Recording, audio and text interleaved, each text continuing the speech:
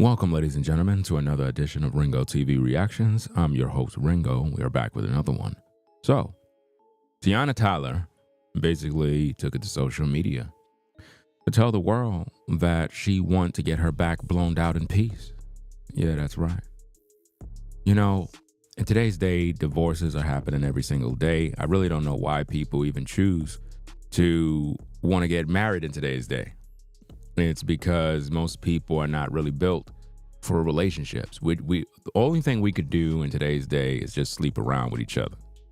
And that's pretty much the norm right now. Like, if you get with a woman in today's day, typically you're just feeling her, she's feeling you, and you're gonna smash, go to the hotel, whatever the case is. And that's as far as it go, you know.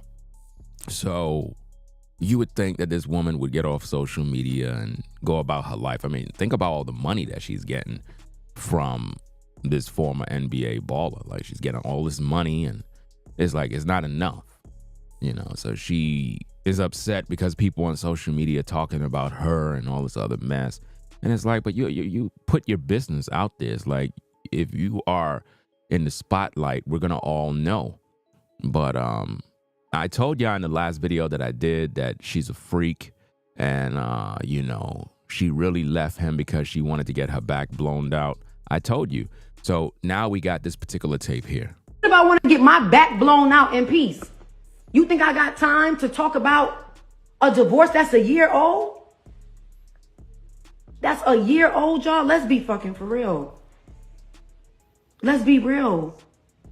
And I'm like, just so irritated because I didn't want none of this to come out from the beginning. So when people saying, for everybody that's saying, oh, well, this y'all celebrities, this is what come with it. No divorce stuff is private. It can absolutely stay private if you allow it to stay private. I'm going to give you one even better. We went to mediation that he did not show up to. Mediation avoids you from going to court. Sorry, my phone's dying. Mediation is for you to figure it out before you even have to take it to court. I'm not negotiating nothing. I don't want to da-da-da-da, boom, boom, boom, boom. Now we got to go to court. Cool. We'll go to court because we can't figure it out. He won't show up to mediation. I'm stuck paying for that. Bet. Cool. We got to go to court. My biggest mistake, but something that I don't regret, was giving him the amount of grace that I gave him, because it only backfired on me. It only backfired on me because I gave a man grace who didn't give it back. So for y'all sitting there saying she want to see the father of her children in jail, I never said that. But most importantly, as the mother of his children, I told him I didn't feel safe. Niggas is saying, yeah, because if I was Shump, I would have offed that bitch. She would have to take her to see the king, and I'm literally getting threats by grown men. By grown men. What if I want to get my back blown out in peace? You think? You see, ladies and gentlemen, it's amazing, you know. She says she want her back blown out in peace. This is the same woman that got, you know, in her divorce settlement. It says the divorce between Teyana Taylor and Iman has been finalized. We talked about this already, but I'm just kind of running through it just in case you didn't watch my previous video. Basically, she received 4 houses valued at over $10 million. She also received a one-time 7-figure payment, right? Various luxury vehicles, including a $300,000 Maybach, a $70,000 Mercedes, and a tour bus, right? She also retains 100% ownership of her companies. Furthermore, the ex is obligated to pay $8,000 per month in child support for their daughters, and he must cover full costs of their private school education. So basically, she gets all of this, he gets nothing. But she wants to get her back blown out in peace. It never ceases to amaze me how a person can have all of this and still be miserable. I just don't understand why in today's day people get mad when their business is on social media. And now she wants her back blown out. Like, guys, I don't know what man in his right mind would even get caught with this woman. You know what I mean? At the end of the day, this should be a sign of trouble to come. Like a lot of you thirsty brothers, when you see women, right, and they got these kind of relationship problems, you're not supposed to sleep with them. I know some of you guys, you're thirsty, you want to smash a woman so damn bad. It's not worth it, guys. It really is not worth laying pipe on a woman like this that got this type of issue, that would come on social media and say these things and think that people gonna respect her. Like you just took this man to the bank. What did he get? And she's the one who filed for divorce. This is why I don't understand why anybody is seeking to get married in today's day. Just stay with each other so you can pretty much smash, because that's all we're gonna do anyway. Let's just be honest. You know, in today's day, see, here's the thing, guys. In today's day, right, as a man, as a woman, nobody should be getting married in today's day, right? Just stay to yourself and just get whoever you get with so that y'all can smash, and just keep it like that. Because once you get into a relationship with a woman, she's gonna file for divorce. So save yourself the trouble. You know? Save yourself the trouble. Have you ever noticed, brothers, your relationships to a woman, they're always good when you're in the dating phase. When you're in the dating phase, that's when your relationships are normally always good. It's once you say, hey, let's take this relationship serious. Okay, you're my woman now. That's when the relationship go downhill. It's like when you start being serious and being committed, that's when she start holding you to this standard of, oh, you're cheating on me. I hope I don't see you with no other woman. But when you were going through the dating phase, she knew she couldn't do that to you. When you're going through the dating phase, a woman normally don't be all overprotective of who you're with, because she know you're just dating. Keep it like that, guys. Keep it in the dating phase if you want to have peace, because once you take a relationship serious, she's going to eventually leave you. She got tired of this guy. Now think about this, guys. With all the money he got, she still was not happy. So what makes you think you got your 9 to 5, the woman you with, is going to want to stay with you long term? She's not. Not in today's day. You know, she's going to most likely get with that other dude that we pretty much looked at, that she was with. She went to some sort of event with that actor guy, whatever his name is, right? To get her back blown out, only to repeat the process of getting pregnant again and then take another man to court again. It don't make no sense. You got to avoid women like this, guys. You really got to do this to protect your peace. Look, guys, in today's day, we have to really become more mature in today's day when it comes to dating. Just focus on what you got to do as a man. It's a dangerous game out here. Even if you try to build a relationship, man. And I'm not trying to discourage you from building relationships. It's just that in today's culture, both men and women, they don't know what they're doing. And no matter how much I make videos trying to educate people on relationships and the do's and the don'ts and how to do this and how to have success, they don't want to hear none of that. Like, people are slow. And it doesn't matter how much money you got, you're still going to be miserable. If they have a divorce and they got money, how much more of a problem you're going to have if you get into a relationship with the wrong person? Because normally it's going to be the wrong person. You know? And now, what are we to think about this woman by her saying she want her back blown out? What are we to think about that? Don't make no sense. You see? It don't make no sense at all. But this is how she feels. She's upset with you because you're talking about her divorce that she claimed is a year ago. Well, we're going to talk about it because it's on social media. You filed for divorce, so it's news. And we're going to talk about you when you get with a new boo and he's blowing your back out. We're going to talk about that too. You know? You cannot be in a relationship with this woman. Once a woman get a divorce, guys, she should never be allowed to be married again. That's just the way I feel. I believe there needs to be a law that says once you fail and you file for divorce, there ought to be like how when a pedophile or some person is a registered sex offender, it should be like that in marriage too. That if you file for divorce, whoever filed for divorce, there's a law in place, they can't get married again because they're a problem. They're going to ruin someone else's life. And again, a lot of you guys, you would sleep with this woman just because, of how she looked. You'll get with her and you'll sleep with her, not realizing, look what she's been through with this other dude. We have to always look at a woman's history and recognize, okay, this is where she came from. These are all the guys she dealt with, and same way with a lot of these guys. These ladies, you get with these men that they're in and out of these relationships. None of these relationships work. This dude is all over the place. He got baby mamas everywhere. No success. No long-term success. In and out of relationships. Well, what should that tell you about how your relationship gonna be with him? He gonna be the same way. So why get involved? He got 4 baby mamas. He ain't married none of them. He ain't around his kids. What makes you think him getting with you is gonna be a great relationship? The signs are already there. See, people are just dumb.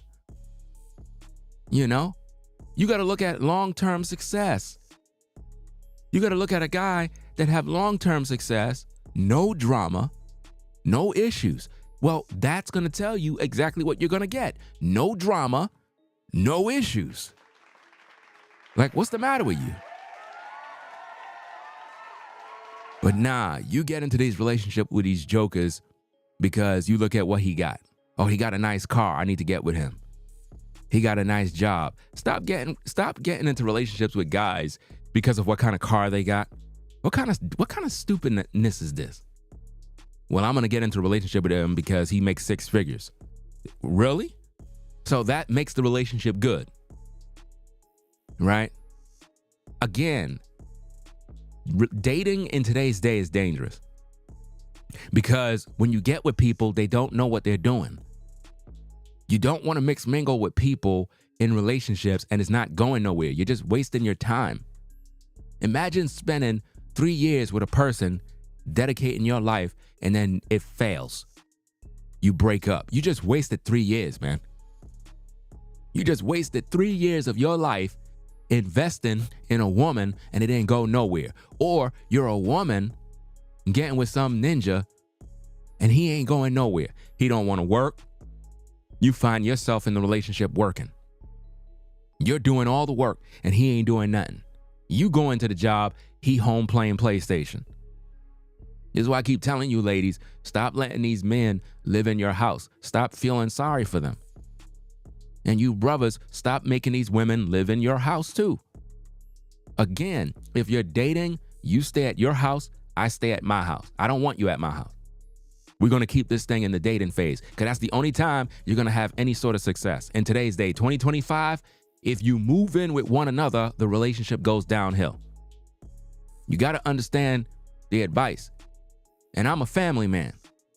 But see, the difference between me and you is because I took care of business early, during the right time, during the season in which it was appropriate to get into a relationship. In 2025, it's the wrong time. Y'all don't know what y'all doing, man. And even if you ladies come across a man that know what he's doing, you still don't know what you're doing. You're gonna cause that man to leave because you're gonna come into the relationship with all these high expectations of what you want, not realizing that the relationship is not about what you want. It is about how you can bring that man peace. Remember, you're having his kids. This woman had his kids and brought him nothing but hell. She did not bring him peace. She filed for divorce. And she said he never even cheated on her. So why you file for divorce? Because she wanted to get her back blown out, just like I said in the last video. What if I want to get my back blown out in peace? You see? She want to get her back blown out in peace. That's what she want. And she don't want her business on social media. Maybe bruh man wasn't laying pipe. Maybe he wasn't doing his job at home. Because a lot of times, women be complaining about, oh, he not laying pipe on me and he's not doing a good job. Well, first of all, woman, you got to understand, if your man is not all over you, it's because you're a nasty ass woman. Let's just cut to the chase and get right down to the nitty gritty. Number one, do you dress up around the house? Do you shower and look good? Do you wear perfume? Do you come around your man being feminine and seductive? Do you know how to turn up the works like a woman should? Or you just a piece of shit who sit around the house all damn day complaining, looking like a mess, and you expect this man to be all over you when you dusty and nasty? But this is what happens in relationships when you live with each other. You get comfortable and you start wearing clothes that are not appealing. You don't look attractive, but you're wondering why your man is looking at all these other women. That's because those other women are wearing the things he want to see, while you are wearing clothes that are not attractive, that are not inviting. You just don't know how to do anything. And that's what happens when you live with each other. This is why I'm saying it's dangerous for a man and a woman to live with each other in 2025. It is best that you stay by your place, he stay by his place. Because normally when it's like that and you know he's coming over, you do your best to look good. You get your hair done, you get your nails done, you put on a nice outfit, you got the scented candles going. But see, when you live with one another, you don't do none of that. And these are the things that a lot of people do in relationships unknowingly, where they get comfortable. They start gaining weight. They don't work out. Like, how the fuck you don't work out in a relationship? You look like trash, but you expect your man to be all over you. You expect him to be drooling over you. It's not going to happen. You get it? So a lot of times people forget about what they've done to catch the fish. As a fisherman, right? When you go out and you catch fish, you got to have the bait. You got to have what is needed to attract the fish. So if you get into a relationship, the things that you were doing in the beginning that got that man's attention, like, you got to continue to do that. Like, what made that man approach you? Obviously, you were smelling good. You were looking good. You had a nice outfit on. You were well put together. Well, guess what happened when most women get into relationships? They don't put themselves together. You got women that got clothes in their closets and don't even put them on. They don't even know how to do anything. But yet if their man see a woman walking by that's looking good with all of that put together stuff on, she get mad at him. She get mad at her man for looking. And you're wondering why? It's because he don't see that. He don't see that beauty. Yet you in the house and you ain't doing a damn thing, but sitting on your ass complaining. And that's what she did the whole relationship. She got tired. She went and she filed for divorce, and she's still not happy. She's in a worse position right now, and she got all the money. She got all the cars. She got 4 properties, and she's still not happy. Talking about she gave him grace. She ain't give him no damn grace. She's just mad that everybody online is talking about how dirty she did him. And this is why a lot of men opt out of getting married, because they look at these stories and they're like, look, why get married to a woman, bro? Like, fam, we're not going to live forever, man. Might as well I just stay single, smash as many women as I can, go to my damn 9 to 5 and just keep it pushing. Forget all of this trying to build a relationship stuff, because you ladies, I don't want no relationships. Let's just be honest. Y'all don't want relationships. Look, guys, I'm gonna break down everything for you, man, because a lot of times the women, they get mad at me. Most women in today's day, 2025, don't want a relationship until she's 50. That is when a woman normally want to take a man serious. It's normally when her market value goes downhill, when she turns 50. It's not even 40 no more. Now it's 50. The age went up. Once she turns 50, that's when she want to settle down with a good man. And this is normally after her beauty fades, gain weight, kids out of wedlock, all sorts of mess. And then she want a relationship. Now she wants commitment. But when she was in her 20s, she did not want that. 30s, she didn't want that. You know why? Because she was still looking cute. You know what I mean? Imagine she was with an NBA baller, millions of dollars, nice lifestyle, but that's not enough. Let me file for divorce. Let me file for divorce. Come on now. This don't even make no sense. And she's the only one on social media talking. You don't see the guy talking. You see her talking. She's telling you she don't want nobody in her business and she just want to get her back blown out in peace. So why is she online telling you all of this for? Why is she online telling you this for? What if I want to get my back blown out in peace? You think I got time to talk about a divorce that's a year old? That's a year old, y'all. Let's be fucking for real. Let's be real. And I'm like just so irritated because I didn't want none of this to come out. You wanted it to come out. What are you talking about? You didn't want none of this to come out. You know exactly what you were doing, fam. Like, I'm just so damn tired of this mess, bro. Like, for real, bro. Like, listen, man. I don't know about you dudes, bro. But like in today's day, bro, like, to be honest, man, I don't really give a fuck about the whole dating relationship scene shit.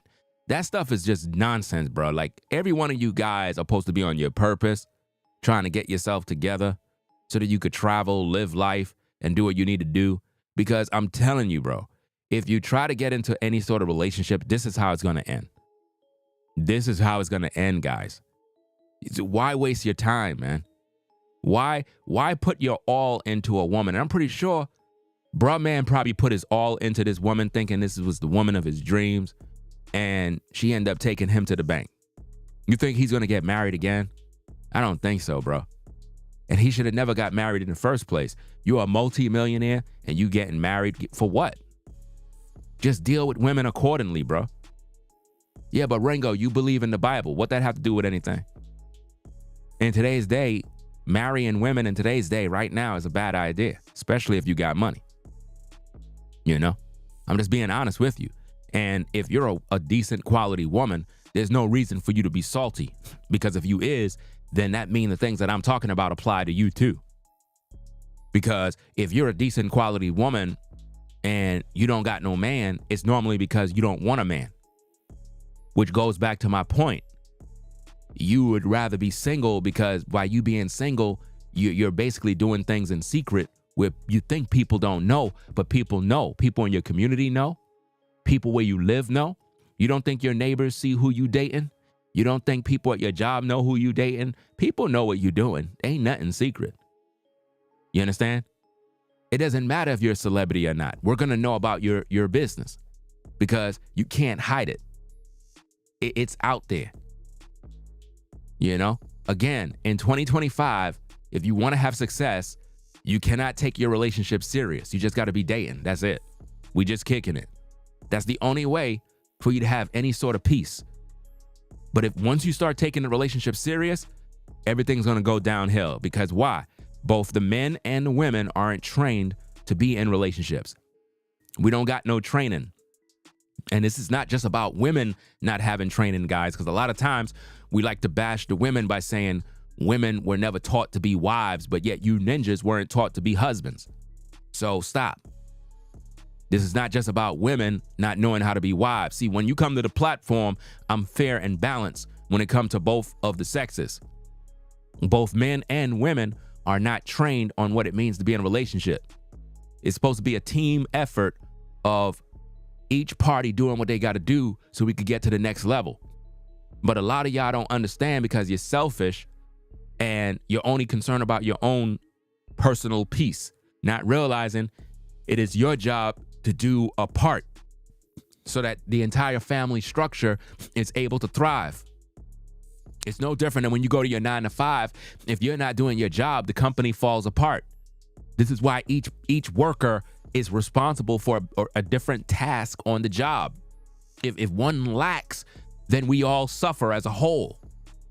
Now they got job cuts. Now they laying people off. And you're wondering why. It's because a lot of you workers that go to the 9 to 5, you're not doing your damn job.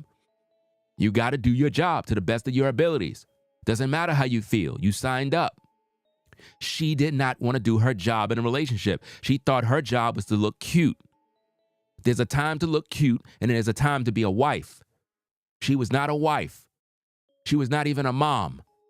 And now this man had to go pay up a fortune to this woman, and now she get to go out to get her back blown out by some other dude. You see how that work? Guys, Why are you paying for an entire woman's future and she end up leaving you? She didn't help you to get that money. She didn't help you with your career. But she's getting all this money for what? It don't make no sense. What did he get? What did he get? She filed for divorce. This should be a crime. If a woman want to file for divorce, she shouldn't get shit. If a woman file for divorce and she want to end her contract with that man, she shouldn't get shit. Nothing. Why I gotta pay for this woman's life so that she good for the rest of her life and I'm the one suffering? Nah. It don't make no sense. Shout out to Patty M's for the support. Appreciate you sponsoring the work.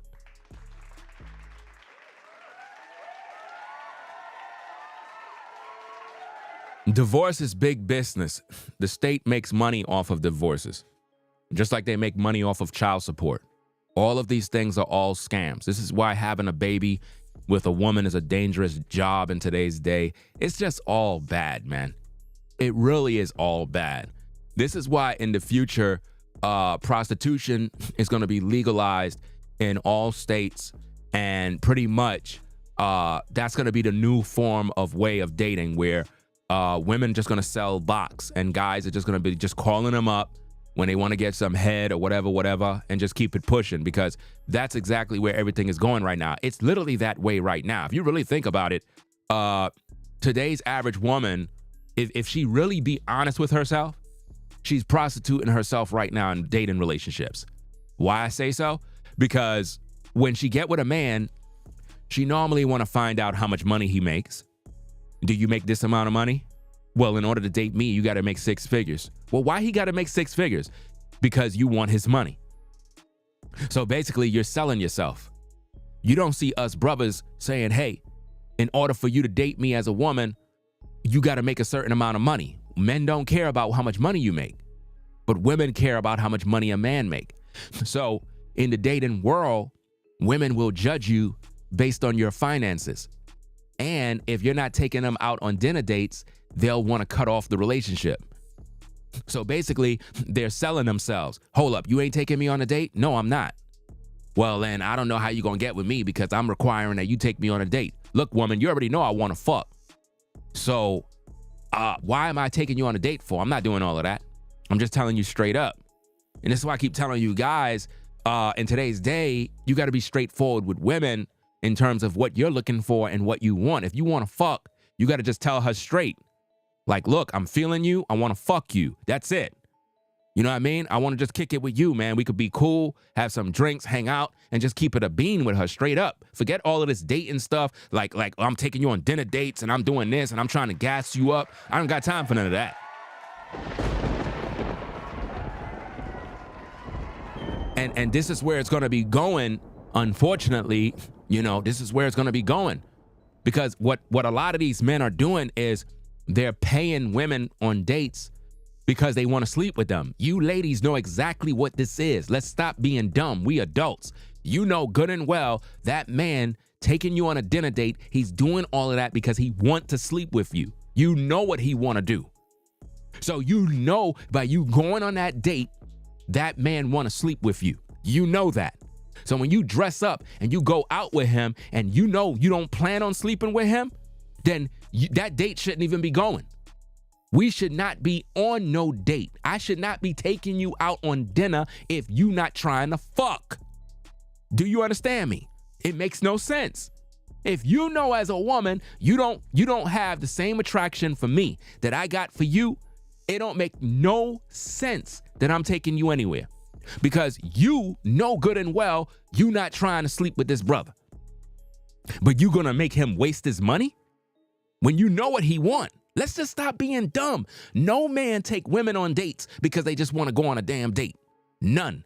No man is taking you to a movie because he want to take you to a movie. He want to sleep with you. Period. And you know that because he's a man. And we're not attracted to you because we want to go on a damn date. If that's the case, invite me to your house and cook dinner. See, these are the things that I talk about. I always tell brothers that when you get with a woman, she should be cooking for you. The way a date is supposed to be is you can buy the groceries and she can prepare a hot plate for you. Come to her house, whatever, and you have a great evening because she's showing you that she can cook for you and you're showing her you can provide for her. Why? You bought the groceries. You bought the groceries, guys. She's now obligated to prepare the meal. So by you doing that, you demonstrated to her the fact that you can be a provider. And she demonstrated to you that she could be a wife and a peacemaker, a woman of value because she cooked for you, she served you, she catered to you. So each of you are showing each other quality. That is how a date's supposed to be. But in today's day, women are not going to do that because they're dating 8 guys at the same time. So she's not going to cook for 8 different men. The reason why women go on dates is because she know she can do that with multiple men.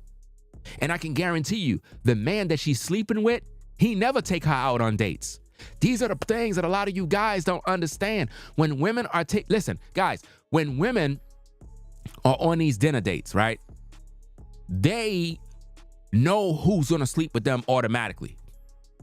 They don't just let the guy that took them on the date lay with them. No, he's just the sucker that she used, and she keep leading him on, making him believe he gonna get something. He might get some feels on her. She might give him a little kiss, but he never really get the buns. He never do. You understand? So she'll let him spend money, and all the while he's spending money, she got another guy on the side that don't even got a job, right? He don't even got his own place. And she let him smash, bro. And he never took her nowhere. Never. You know why? Because that's the dude that talks straight. I keep telling you guys, and y'all don't listen to me. Women are just like you. The same way you see a woman and she look good and you want to fuck, same thing with a woman, bro. Same thing with a woman. They just act like they don't get horny. They really do. They be acting. It's all an act. You know? All you gotta do is just be straight up. Straight to the point. This is what it is. This is what I want. This is what I like. And just keep it pushing. Because here's the thing. If you tell that woman straight up, she can only do one thing. Well, actually 2. She can reject you or respect you and go with the flow. Because what you want, brother, is a woman who think like you. You want a woman who want what you want. And what I'm trying to do is save you time, money, and frustration. If you see a sister that look good and you want to smash, that's a good thing. That means you feeling her because attraction is what bring us together. A lot of times these ladies be trying to shame you brothers as if though you desiring sex is some sort of crime. No, that's how we all got here. We got here because our dad fucked our mom. It's just that simple. That's how we all got here. So attraction is what's supposed to bring you together. So all I'm trying to do is check the temperature in the room to find out if that woman feel the same way I feel. So if I'm desiring her and she's not desiring me, then I'm wasting my time. So why am I spending money on a dinner date if this woman don't feel that way about me? Do you see now, guys? You're wasting your time. So why invest money? She's taking advantage of you. Ladies, stop taking advantage of these men. If you're a woman and you're listening to this live, if you are not planning on fucking, don't go out on no damn date because you're leading a man on. You're leading the man on. You know it. You know good and well you have no intentions on sleeping with him. Now, let me tell you this, guys. When you meet a woman, within 10 seconds, within the first minute, that woman already decided she would give you some buns. She already decided, guys. As soon as she laid eyes on you and started to talk, she already told herself, yeah, that's the type of guy I would sleep with. Before she give you that number, she already told you. In her eyes should have already told you, yeah, I would definitely sleep with him. You understand? Don't let them fool you. Don't let them gas you up and make you think that she's trying, like you got to make her feel comfortable with you. All of that is BS. A woman already decided what she gonna do, bro. Just like you decided. Listen, it don't take you that long to be interested in smashing a woman. Well, same thing with a woman. A woman can see a dude and she's already ready. It's just that they like to play this little game with you and make you think like you got to do all this extra stuff. Like you got to put her in the mood. Fam, all that stuff is a damn joke. You don't got to put no woman in a mood. She already know what it is. This is why some women, you could talk to them straight and they get right down with it. Some brothers just tell women straight up, hey, I want some head. And she just get down to position. She just do what she got to do. Why? She was waiting for you the whole time to tell her that you wanted some head. It's just that you were scared to say what needed to be said. She a freak and she been horny the whole time. She was just kind of nervous because she ain't want to just come out and be all over you. And then you start looking at her a certain way. But when you told her straight up what it was, she jumped on board because she felt the same way. She always wanted to do the same thing. This woman never liked that brother. She was just using him for the bag, and then she filed for divorce. That was her plan. Yeah, she had kids with him, but that's a part of the play. Women will have kids with you only to leave you. Matter of fact, having a kid with you is the right thing to do in order to get the bag. Look at that so-called dude, that social media guy. What the hell is his name? DGB or whatever the heck his name is, with this Holly Bailey, whatever her name is, talking about, she don't want me to see my son. Come on, guys. I'm trying to show you this happens to all of these guys. He's struggling trying to see his kid. He can't even see his son. He making all this money and this damn woman holding his son hostage. Why get involved, bruh? I told y'all from the beginning when dude got with so-called that woman that there was gonna be drama. Soon as she had the baby, I told y'all, once she had the baby, all hell breaks loose. Look, guys, I could write a book on how this worked. Once a woman get pregnant and she have the baby, relationship going downhill. It happens all the time. You going on child support. Doesn't matter, bro. It doesn't matter. Having a baby is very risky in today's day, guys. That's why I keep telling you, you got to find a woman that rock with you. This is why they get mad with me, bro. Because I say things straight. I told you already. Do not get with a woman who don't want to fuck. These are the blueprints, guys. If a woman is not horny, excited, lustful of you, don't even waste your time, because you're just wasting energy. You're wasting energy, brothers, because you're paying for it. You listen, a real woman is not gonna make you pay to fuck. Cause she want you to. That's why when you're going through the dating phase, it's normally the best time in the relationship, because the desire level is very high.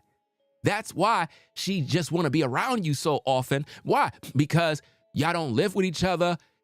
She's feeling you, you feeling her, and y'all expressing your desires without limitations.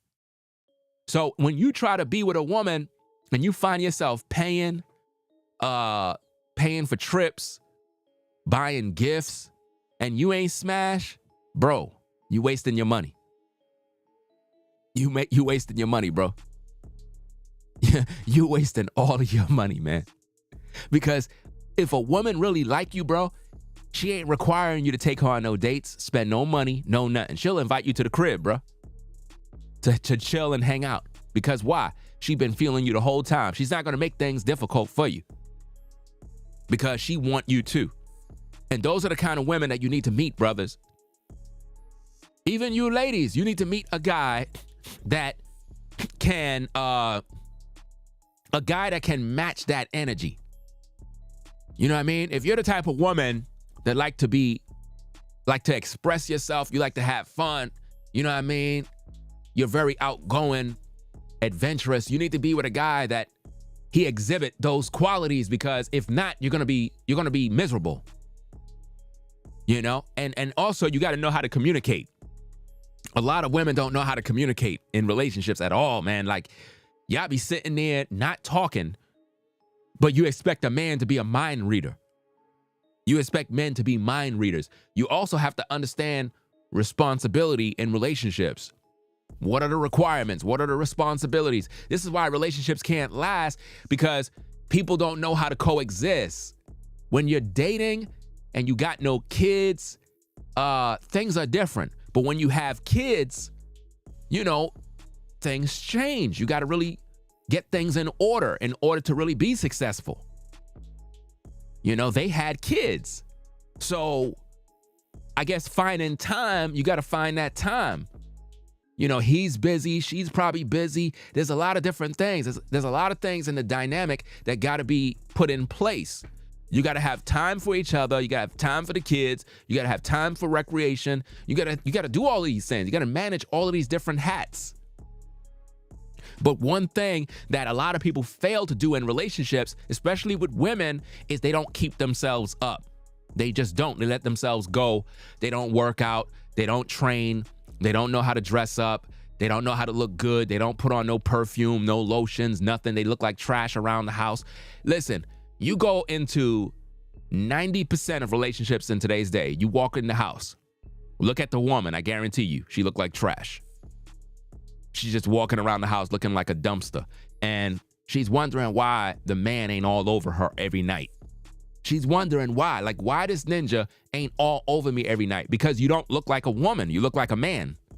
Matter of fact, you look homeless. You know what I'm saying?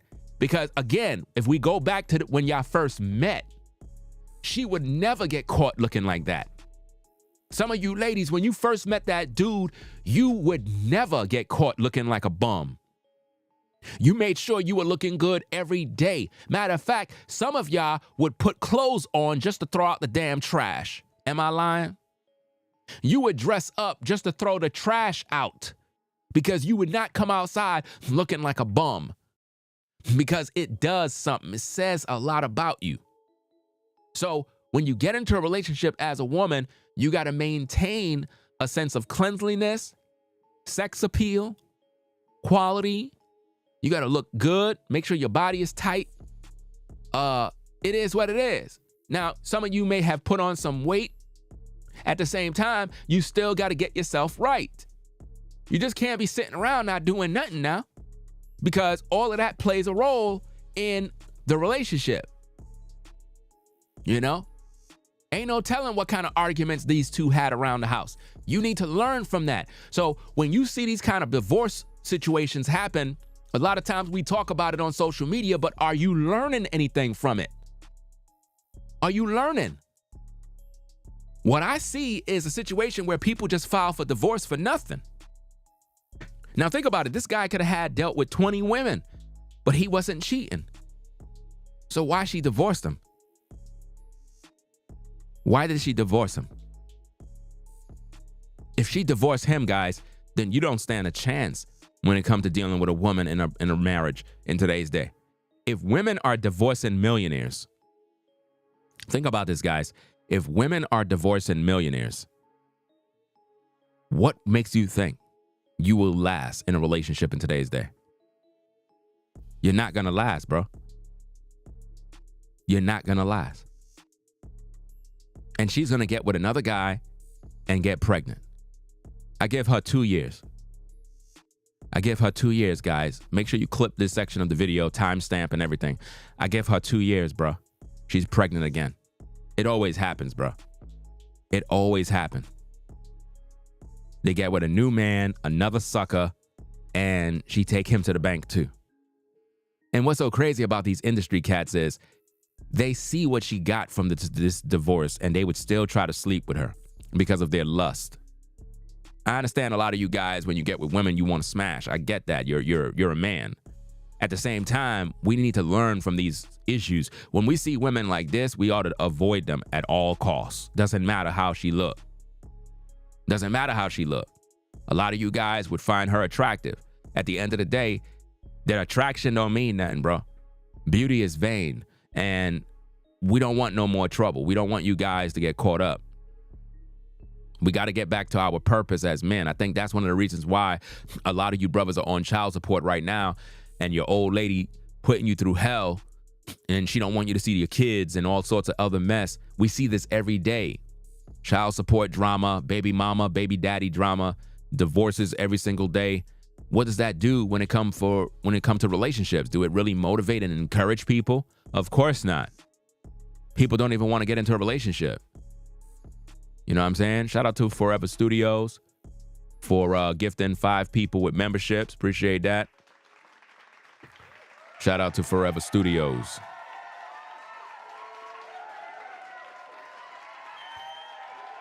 Right? We don't want you to fall victim to this, guys. And yeah, I also heard that she's into women too.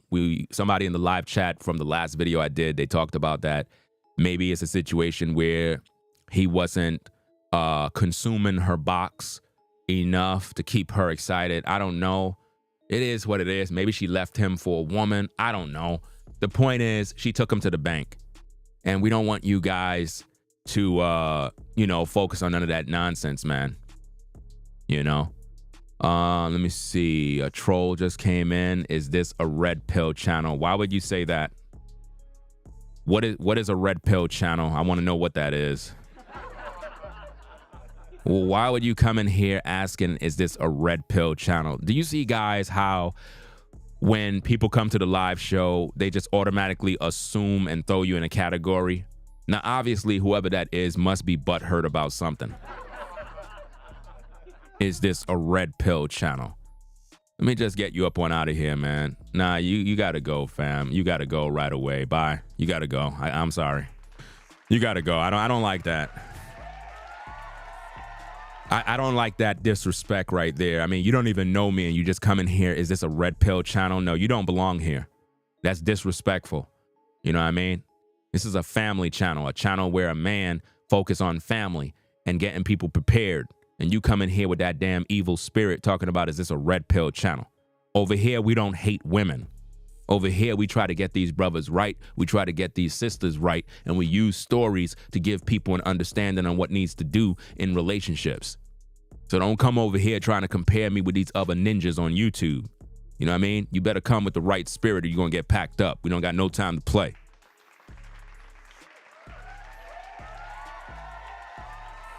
You know? So guys, when it comes to relationships, you have to understand that it's 2 sides to the story. Both men and women need to learn about how to date and how to do what they need to do in order to have success. If not, you're going to end up like the person I packed up who is focusing on red pill channels. See, once they have that spirit, you got to just pack them up. And this goes to show, guys. Now watch this. Let me use that as a teaching moment. Check it out. What if you got with that woman and you're dating her? What if you got with that woman that was just in the live chat that I had to block? Think about that, guys.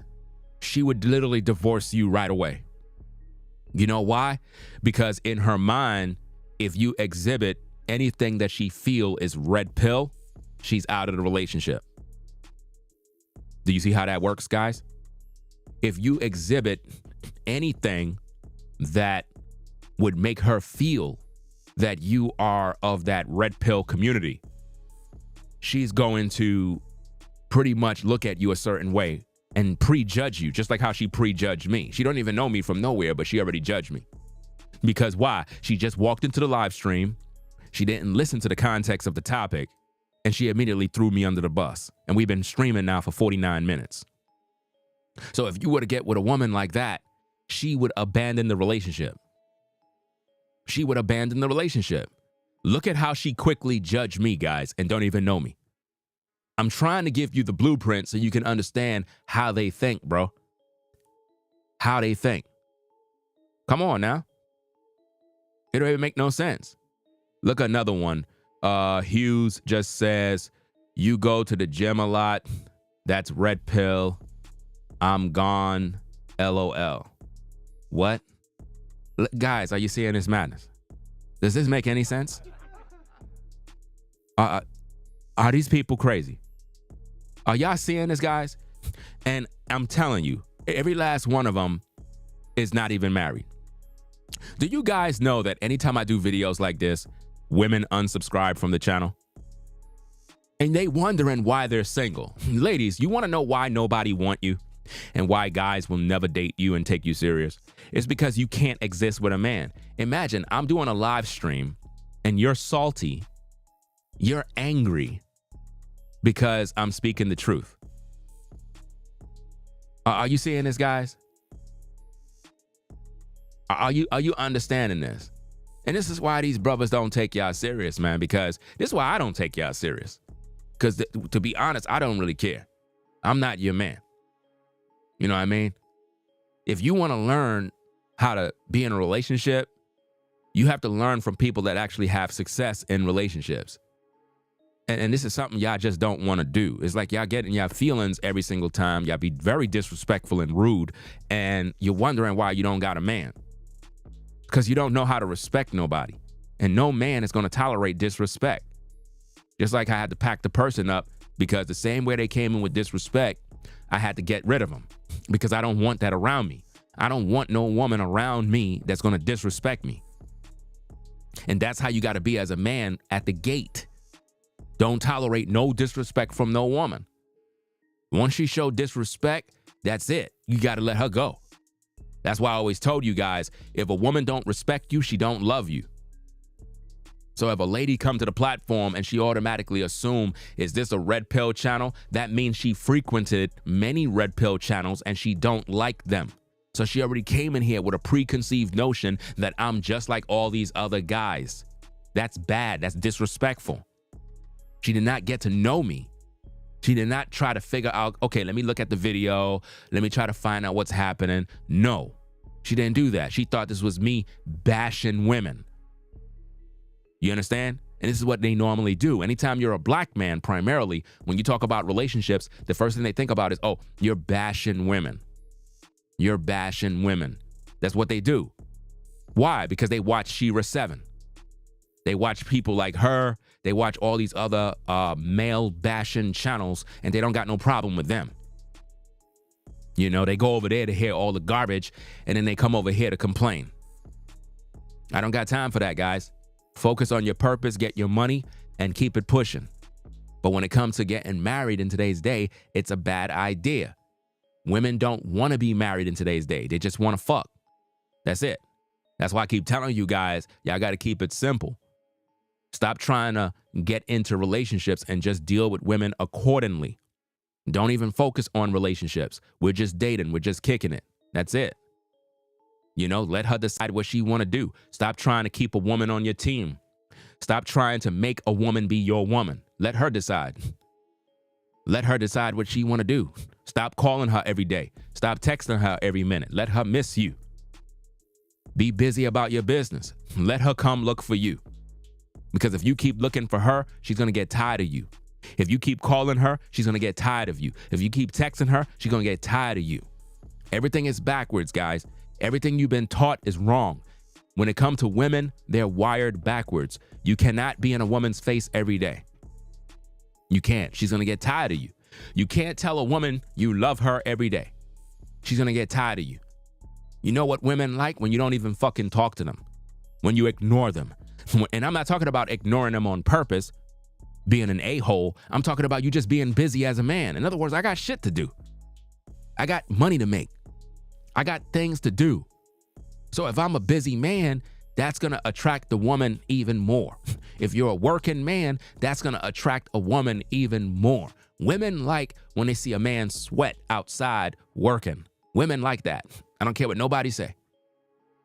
Women like seeing a man work and he's sweaty, dirty, and rugged. That's what they like. You know what I mean? Because it shows that you're a man. But if you're in a woman's face every day, she's going to get tired of you. Shout out to Floridine Rollo for the support. Appreciate you sponsoring the show. Let's see. Says, Ringo, you right. Got to be upfront. Now, certain ladies prefer to just to pay just for entertainment purposes and have lineups They say 2025 is wild. They have other men in their deck. Just pick which one wants you. Yeah, that's exactly it. She has to want you, though. If a woman is not interested in you got to leave her alone. You know? You got to leave her alone. And this is why they keep getting upset with me, because I speak straight and I don't sugarcoat anything. You know, that's why I don't understand when women come to the platform, don't come here to be disrespectful, because some of you ladies be missing opportunity. Do you know even that very same woman that was just blocked? Think about how her attitude made me pack her up and get her up on out of here.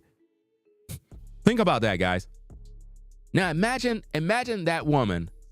Imagine if I was trying to holler at that woman and that's her approach. Look how quick. I was like, nah, I don't even want you here. I don't even want you around. Why? Because you come with a negative spirit, man. That tells me everything I need to know, because that's how you would be in a relationship. You would literally question a man like that. So if her man was listening to a red pill channel, she'll be ready to leave the relationship. Do you see how that works, guys?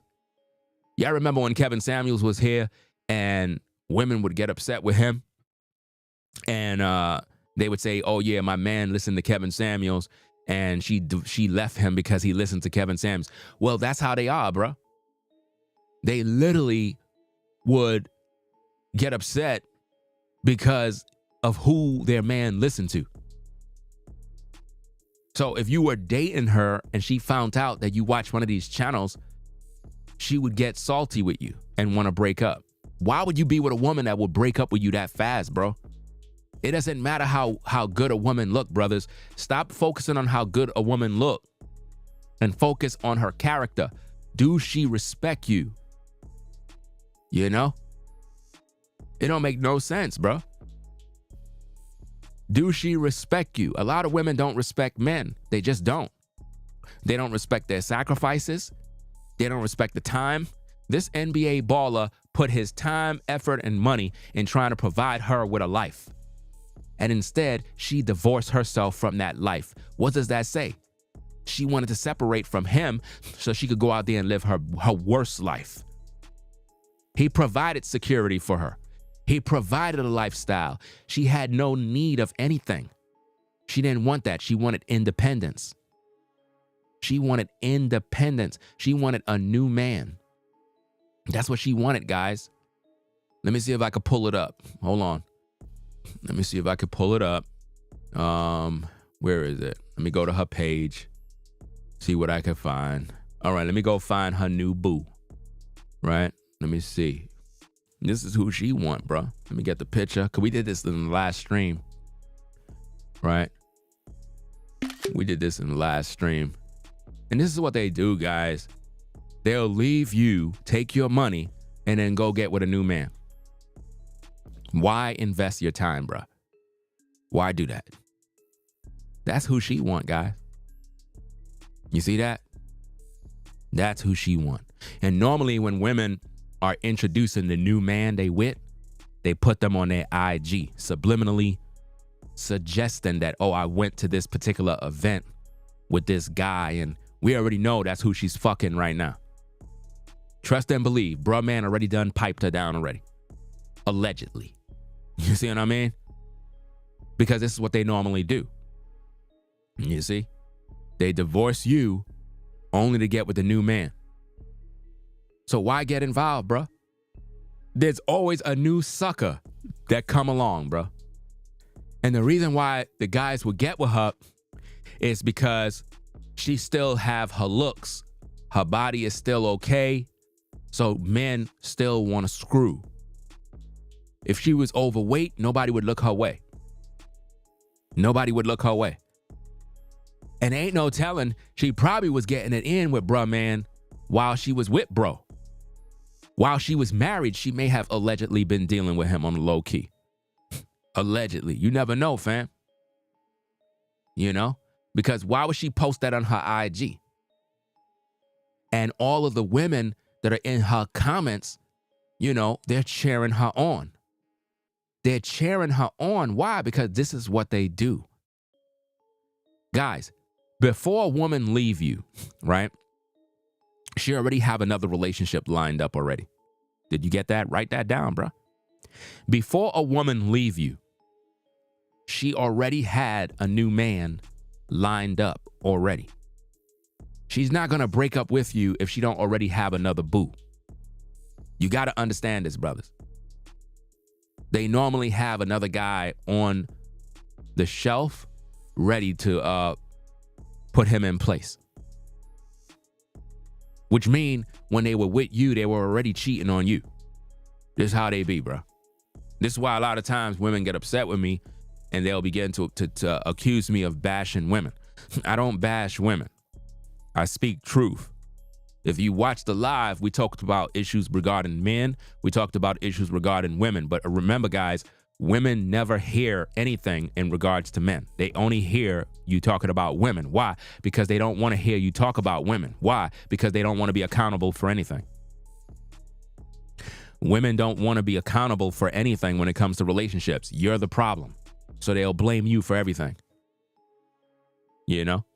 Remember, she filed for divorce and she said he never cheated on her. So what did he do? He didn't do anything to you.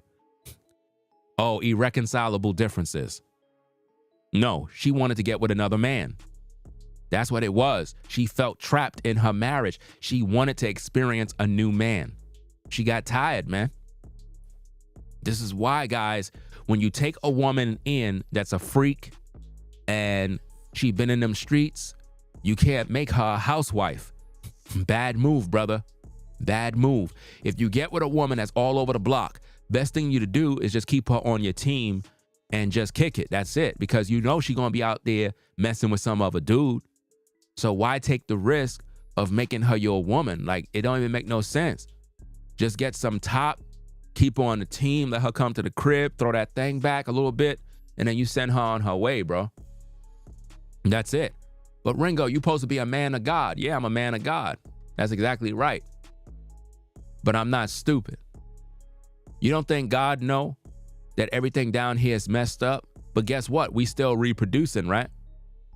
Think about all the babies that came out of wedlock. Think about all the babies that came out of one-night stands. All of those babies got purpose. You do know that, right? Each one of those babies, even though they were born out of adultery, fornication, one-night stands, each one of those babies got a purpose, even though. Because God know business has to continue either way. So God know that as a man, you got a need to fuck. He know that. And he want you to be fruitful and multiply no matter what. See, the problem with the church is they get so religious. They got a lot of you religious guys scared of women, scared to date, scared to smash, putting all this fear in you. Listen, you better get out there and get to swinging that rod around these damn women. You better start doing it, because if you don't, then, you're not going to fulfill purpose. God knows this already. He know that the system is out of order. He knows this already. We weren't raised to be in relationships. We were just raised to sleep around because we were trained during slavery. The reason why we as a people struggle with marriages and relationships is because we've been trained from our ancestors through slavery that we're just supposed to reproduce. That's it. We're not supposed to be with each other, because when we were on the plantation, we would just, go in that tent and sleep with that sister. But master, she's a cry, master. She's a cry. It doesn't matter, son. You go on now there in that tent. Now you do what I just said. Now I need me some new batch of slaves. But master, she's a cry. I don't know what I should do. Just go in there and sleep with her, son. You just go there and lay pipe. That's all you got to do. Just goes in the tent and lay pipe. And this is why there's a generational curse of black men not wanting to be in the child's life. Why? Because in slavery, the black mandingo, they would be concerned about the child, and the slave master would tell him, now you listen now, son, you don't have to worry about them babies now. You don't got to worry about them. You don't got to take care of nothing. I just want me new slaves. So you go on now in that tent. Now you just lay down with that N word right there, and you just do what you got to do.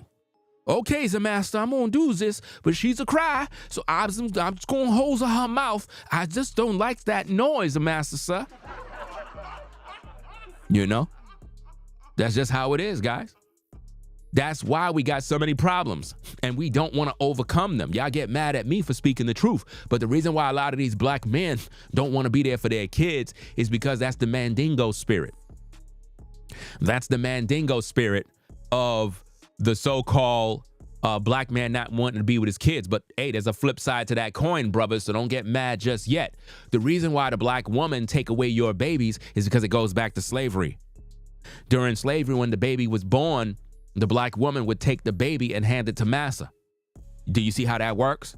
She didn't hand it to you. You were never there for the delivery of the child. Anytime a black woman during slavery gave birth to a child, the black man was never there to be handed the baby. The baby was handed to massa. So in today's culture, anytime you get into a relationship with black women, the black man either would leave her because he don't want to take care of the kids, or the woman would leave him and take the kids with her. All of this is generational curses. You see? The reason why you're attracted to her, bruh, is because that's natural. Naturally speaking, any one of you guys that have any sense would want to fuck her because she's attractive. She's not ugly. So naturally, as a man, you're gonna be attracted because naturally you're supposed to if you're a man. You know what I'm saying? It doesn't matter what a woman look like. If a woman look good and you a man, you're gonna want to hit it. There's nothing wrong with that. You know what I'm saying? That's normal. That's natural. That's why I don't understand how a woman getting upset because her man find that woman over there attractive. I don't get that. A man's job is to have more than one woman. I keep saying these things. These women keep getting upset with me. They keep getting upset, acting like, well, no, a man supposed to be locked down with just you. No. Can't. You know what I'm saying? It's not in his nature to do that. All you got to do is just look at the animal kingdom. No animal, no male animal has one mate. That's not how it goes, man. We got to be fruitful and multiply. You know? We got to be fruitful and multiply. If you want your man to really be youthful, mentally sound and fit, he got to talk to other women. If you're a woman and that man is only with you and all he see is you and there's no other woman around him, you are literally killing that man. Because if you ain't providing what that man need to sustain his life, if you ain't there keeping his youth up, if you ain't doing stuff to keep that man excited and you ain't doing shit but complaining, you're killing that man. And it won't be long before that man is dead because you ain't doing a damn thing to maintain his soul. And this is why a lot of women end up losing their relationships. It's because they don't know how to maintain them. Just like a lot of guys, you don't know how to maintain relationships with women because your father wasn't there and you ain't see what he was supposed to do. So the only thing you know how to do is just sleep with them and that's it. You know, it's not just about women knowing how to be wives, but men got to know how to be husbands. And the thing is, none of us was trained on how to do this. We just don't know what to do. That's why people get divorces, because they never really loved one another. She never loved him. She was just with him for the money. He was that dude. He was doing his thing. She was a gold digger. She just got in. She got pregnant. She just tried to make it work, but she knew deep down inside she never really loved him. But she stuck it out with him just because. But she got tired of being fake. And normally when women get tired of being fake, they're going to leave you guys. You know? And it's just sad. Antoinette says that's a lie. What's exactly a lie, Antoinette? You got to explain these things. What's a lie? Come on now. You got to clarify what you said. What exactly is a lie? Did I lie? Am I lying about something? You need to bring that out. What exactly am I lying about? Let's have the conversation. Let's have the conversation. Come on, I'm waiting. Let's go. I am waiting to hear what you got to say. Because you know how it is, guys. They always get upset with me, bro. We're waiting. We're waiting on you. Antoinette, where you at? Where you at? Come out, wherever you are. You know? Antoinette, are you married? Where's Antoinette? She just came in here and says that's a lie, and then she leaves. Come on, man. Where you at? This don't make no sense. She left, bruh. She ain't commenting, bruh. Antoinette, how long you been married? I'm asking you what lie was told, and you're nowhere to be found now. You see, this is what I mean, guys. This is what I mean. She's saying that's a lie, but she's nowhere to be around, bro. I just told her to come back in and clarify what she mean by that's a lie. And she's nowhere to be gone. I mean, she's gone. She just left. But I'm sure she's in the clouds listening. She's just afraid to come into the court because she know that I'm going to address her. Because if you're going to tell me I'm lying about something, I need for you to clarify about that. Because I'm ready. I'm here ready to tell you what you need to do. Right? Let me see. Let me see. Perpetual says, did anyone here watch Teyana's entire video? No, I didn't watch her entire video. I'm reviewing a clip that is on Spiritual Word, as you can see. Do you have the entire video? How about you send it to me? What's your point of watching what is your point? I cannot stand when somebody talk, bro, and it's like they just say stuff and they don't make themselves clear. It's like, what's the point of asking if anybody's seen the entire video if you're not going to make your point clear? Like, why? What? Like, what is the purpose? What is the purpose for asking the question? My goodness, man.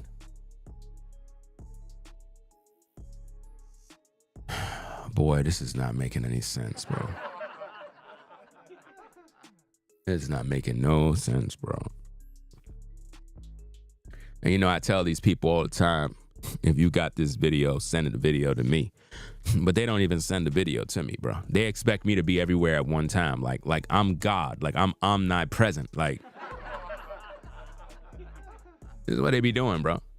It's crazy stuff, man. Yeah, so let me get back to the clip. Let me get back to the clip because she said she want her back blown out. What if I want to get my back blown out in peace? You think I got time to talk about a divorce that's a year old? That's a year old, y'all. Let's be fucking for real. Let's be real. And I'm like just so irritated because how you irritated and you got millions of dollars for properties. How are you irritated? Like, that stuff irritates me. Like, you got all these luxury cars, all this success, and you irritated. Really? I wouldn't even care about people at that point, bro. Like, she's worried about social media. Because I didn't want none of this to come out from the beginning. So when people saying, for everybody that's saying, oh, well, this y'all celebrities, this is what come with it. No divorce stuff is private. It can absolutely. Oh, boy, we have another contestant, guys. What is this? The Dakota Sound says you were lying about the slavery part. What part? What did I lie about? What did I lie about? Explain yourself. What did I lie about? Since you want to come into the chat to tell me that I'm lying about something, what did I lie about? What did I lie about? I'm giving you 10 seconds, fam. 10 seconds. If you can't come in and tell me what I'm lying about, I'm packing your ass up. 10, 9, 8, 7, 6, 5, 4, 3, 2, 1. Okay, you got to go, guy. You got to go. Gotta pack you up, fam. Bye-bye. Gotta go. I don't like when people come in here telling me I'm lying about something and I'm asking them, what did I lie about? And they won't tell me what I lied about. I'm on the air live. All you got to do is type, what did I lie about? And now we can have a conversation. But don't tell me I'm lying by falsely accusing me if you're not going to challenge what I said by explaining yourself. I don't like when people don't explain themselves. You know? This is what I mean, man. People be coming in here telling me I'm lying about stuff, and they don't even say, well, okay, this is what you lied about. The part where you said this and you said that, that's a lie. Really? How? All they got to do is explain themselves. Now think about this, guys. If they can't even explain themselves in a live chat, how are they going to explain themselves in a dating relationship? And you wondering why relationships don't work. You wondering why.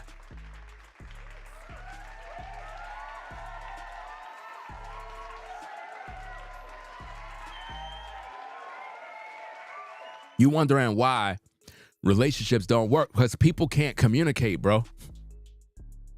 People don't know how to communicate with one another. That's why when I do these shows and you're in the live chat, you have an opportunity to communicate with me, to talk and share your thoughts. And I don't mind people have a difference of opinion. I just don't like when people begin to accuse me of stuff and make stories up and they don't even explain themselves. You know what I mean? That's all I have an issue with. Once you do that and you don't, I guess, speak on what you're accusing me of and you're just gonna lie, that's when I don't have no tolerance for that. I gotta pack your ass up. I don't like that.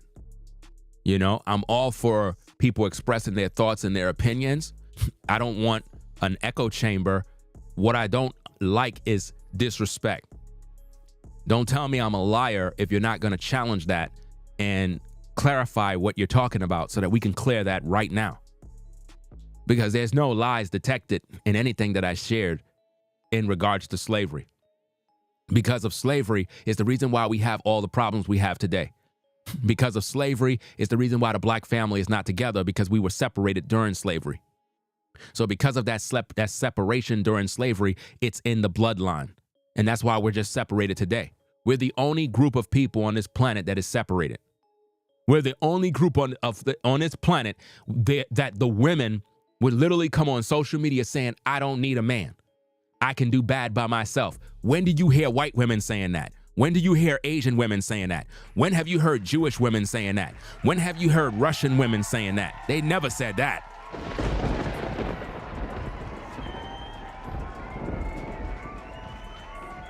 You understand? We're the only group of people where black men will come on social media to disrespect their women openly. Disrespect, bash, belittle their own women publicly. White men don't do that. Asian men don't do that. Jewish men don't do that. China men don't do that. None of them do that. It's only us. We have a lot of dysfunction in the black community. That's why I keep saying we're our worst problems, man. But yet, I'm the bad guy because I talked about slavery. You know? The reason why a lot of black men don't care about taking care of no kids is because in slavery, we didn't have to. All we had to do was sleep around with the women and get them pregnant. So because of that, there's no commitment. So we're not committed to our women. This is why it's so easy for a black man to get with a woman and not have no feelings. I've heard men on social media say this, that as men, when we cheat, it's okay because there's really no feelings involved. I'm like, what kind of sick dog are you? Because that's not how it is with me. If I'm talking to a woman, there are feelings involved because I like her. What the heck is wrong with you ninjas? But you got women out here confused, thinking that as a man, if you were cheating with some other woman, that she shouldn't get upset because there's no real feelings attached to it. But if a woman cheat, there's feelings on both sides. Because if you're a man and you get with a woman and you don't got no feelings for her, then you're a dog. You're a wicked man. How you gonna be with a woman and don't have no feelings or anything for her? What kind of sick individual are you? And see, ladies, when you hear stuff like this, you gotta be careful out here, because that means that men are dealing with you who don't even care about you. They don't got no feelings for you. That's sick. You know? Any man that's dealing with a woman is supposed to have feelings for her. He's supposed to care about her or like her in some sort of capacity, even if he want to smash. Because that's normal. I don't know why anybody could try to shame a man for wanting to sleep with a woman. That's stupid. Imagine that. Women be shaming men for that. Oh, he thirsty. So what do you want him to do? You look good. So let me get this straight. You dressed up. You put on that dress. Your breasts, your behind, every part of your body is looking real good to my eyes. But I'm a bad guy if I want to sleep with you. So because I'm turned on and I'm getting aroused, that's my fault. When you've done your best to look as sexy as possible for me. Okay, that makes a lot of sense. That makes a lot of sense. You dressed up like that to look good only to get me excited to condemn me for being a man. That makes sense, right? That don't make no sense. You know? We got to learn from these relationships. When you see failure like this, we got to learn. Now, is it impossible for us to get into relationships with one another? No, it's not impossible. It's not impossible. All I'm saying is that in today's culture, because we don't have the training on how to coexist with one another, it's going to end in failure. So we got to get to know one another. We got to understand each other, and we got to understand purpose. How many of you ladies understand your purpose? If you ladies meet a good brother today, what's the first thing you're going to do when you get with him? What do? What's your first course of business?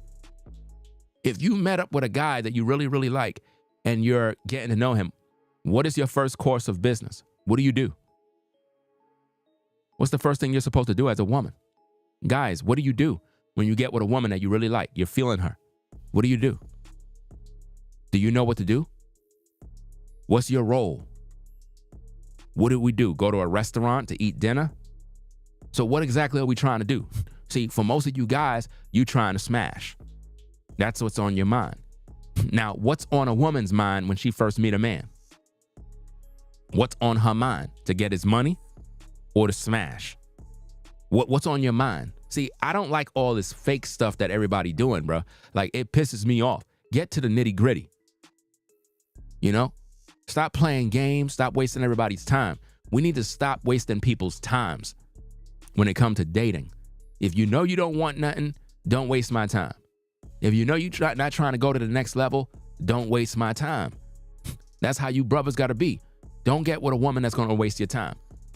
Ladies, don't get with a man that's going to waste your time. If you're a woman and you really want a serious relationship, you're tired of the BS, you're getting older, you want to settle down, you want to have kids, you need to get right to the point. You meet up with a brother, you got to tell him straight up and down, this is what my goals are for relationships. This is what I'm trying to get to. I don't know how you feel about that, but I just want to let this be known. I think you're fairly attractive. I like the vibe and all of that. At the same time, I don't want to waste your time, and I don't want you to waste my time. You know what I mean? I'm not trying to rush nothing. At the same time, I just want to make things clear on where I'm looking to go. You see what I mean? And you got to make these things clear. You know, if not, you're going to waste years of energy on someone that weren't, I guess, reciprocating that energy that you put out. You know, if you're a man and you're showing this woman all this love and companionship and care, and she's not showing that back, bro, that's not cool, bro. That's not cool at all, man. That means she don't respect you. That means she don't care. And it's like, You're wasting your time. You're wasting your energy, bro. Like, why? You know, I think he was with her, what, like 8 or 9 years or something like that. That's a little while, man. Kind of short-lived relationship, if you ask me. But for her to get paid all that money and, you know, he didn't get nothing in return, it's just dumb, bro. It's just dumb. She took advantage of him, bro. So now, ladies, when us brothers see stuff like this, what do you think is going through our mind?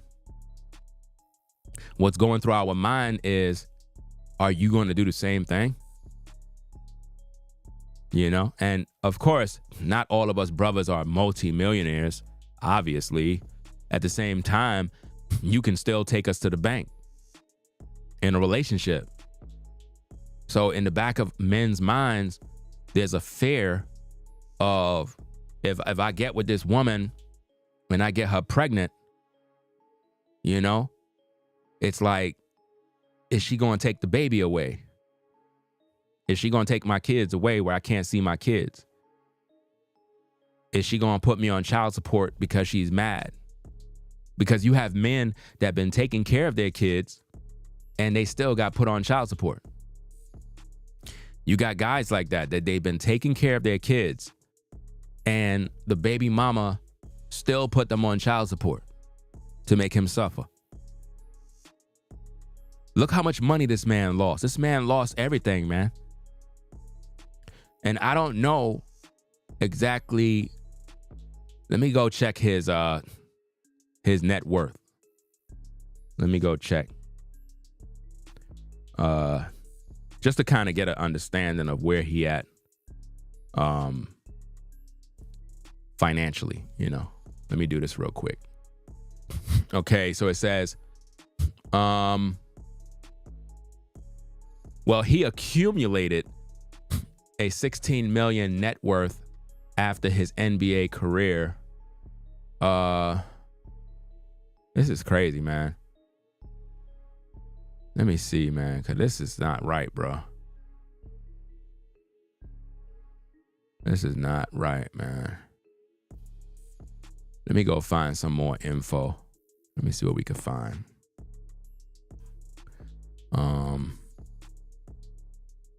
It says Teyana Taylor slams false narrative about alleged Iman divorce.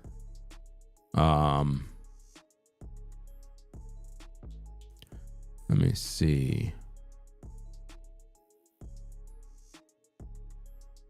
Yeah, I'm kind of looking through this stuff. Yeah, she took him to the bank, bro. She took him to the bank. He should have known better, man.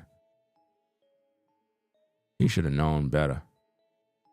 But if anybody have the full videos, make sure you send that video to my IG so I could review the whole video in its entirety. Because you know how social media is. They put out clips and they don't put out the whole story. But we were reviewing that clip. Yeah, it says 16 million. That didn't make no sense, bro. So is he broke? Because if he there's no way he made 16 million his whole career, bro. That can't be. That can't be, right? The number got to be wrong, right? You think it's wrong, guys? I don't know if this is wrong, man. Cause it says 16 million. I hope that's not the case, bro. Let me go here. It says his net worth is 10 million as of March 13th. That's crazy, bro. That is crazy, fam. That's crazy. Okay, Shumpert's total earnings in his NBA career was 48 million. Wait. Hold on, wait a minute. Let me read this thing from the top. What is Iman's net worth salary? Iman Shumpert is an American professional basketball player who has a net worth of 10 million. During his career, which lasted from 2011 to 2021, Iman Shumpert earned a total of $48 million in NBA salary. As we detail in the article below, an unsubstantiated tweet went viral in March 2025 claiming that Iman had to give his ex-wife $10 million worth of real estate in their divorce. From what we can discern, the tweet is false. The couple never owned $10 million worth of real estate. So now this site is saying they never owned no $10 million worth of real estate. So why that info is out there, I don't know. This is crazy, guys. But it said that he earned over $48 million. And remember, TMZ and various other sites published this info. So it says we could not find evidence that supports the claim about Teyana receiving $10 million worth of homes. The claim appears to be made up out of thin air. As we detailed at the end of this article, Iman and Teyana never owned $10 million worth of homes during their marriage. They owned one home together. That home, located in Studio City, California, was purchased for $3 million in 2008 and sold for $4 million in 2022. Here's what is known about their divorce based on actual legal findings. It says, in the immediate wake of their divorce, Teyana claimed that Iman withdrew $4 million from their shared accounts and left her responsible for $200,000 worth of home repairs. In a June 2024 court filing, Iman requested an adjustment in his $8,000 per month child support payments because, according to the filings, Teyana at that time was making roughly twice as much money per month as him. So she was making more money than him. His filing, what? Wait. Teyana at the time was making roughly twice as much money per month as him. His filing alleged that he averages around $48,000 per month in income, while Teyana makes around $94,000. That's crazy. So I don't know which is the right information, guys, because again, this website that I'm on right now is basically saying that a lot of the information that they put out is not accurate. So all you folks that love TMZ, I need for y'all to ask them why that information is out there. So it said he earned over $48 million. You know, so hey, I don't understand this, bro. Like I said, if anybody got her full video, we need that full video for review. I'll look through that another time because I checked her Instagram. I don't see that video. I checked the Instagram, unless I'm looking wrong. But on her Instagram page, I don't see it. She's wearing a hoodie, right? Let me check one more time, because I don't see no video. Let me see. I don't see no video. So I don't know. And there's going to be another guy that's going to get with her because, you know, this is how it is. She still look good. And there's going to be another guy that's going to want to smash. And he going to get caught up again. But if I were you guys, I would not get with that woman. After all of this divorce stuff, it's not really healthy for you guys to do that. I'm looking through the IG. I don't see anything. Unless she has a YouTube channel or something, maybe. Wait a minute. What is this? That's the same hoodie. No, that's not it.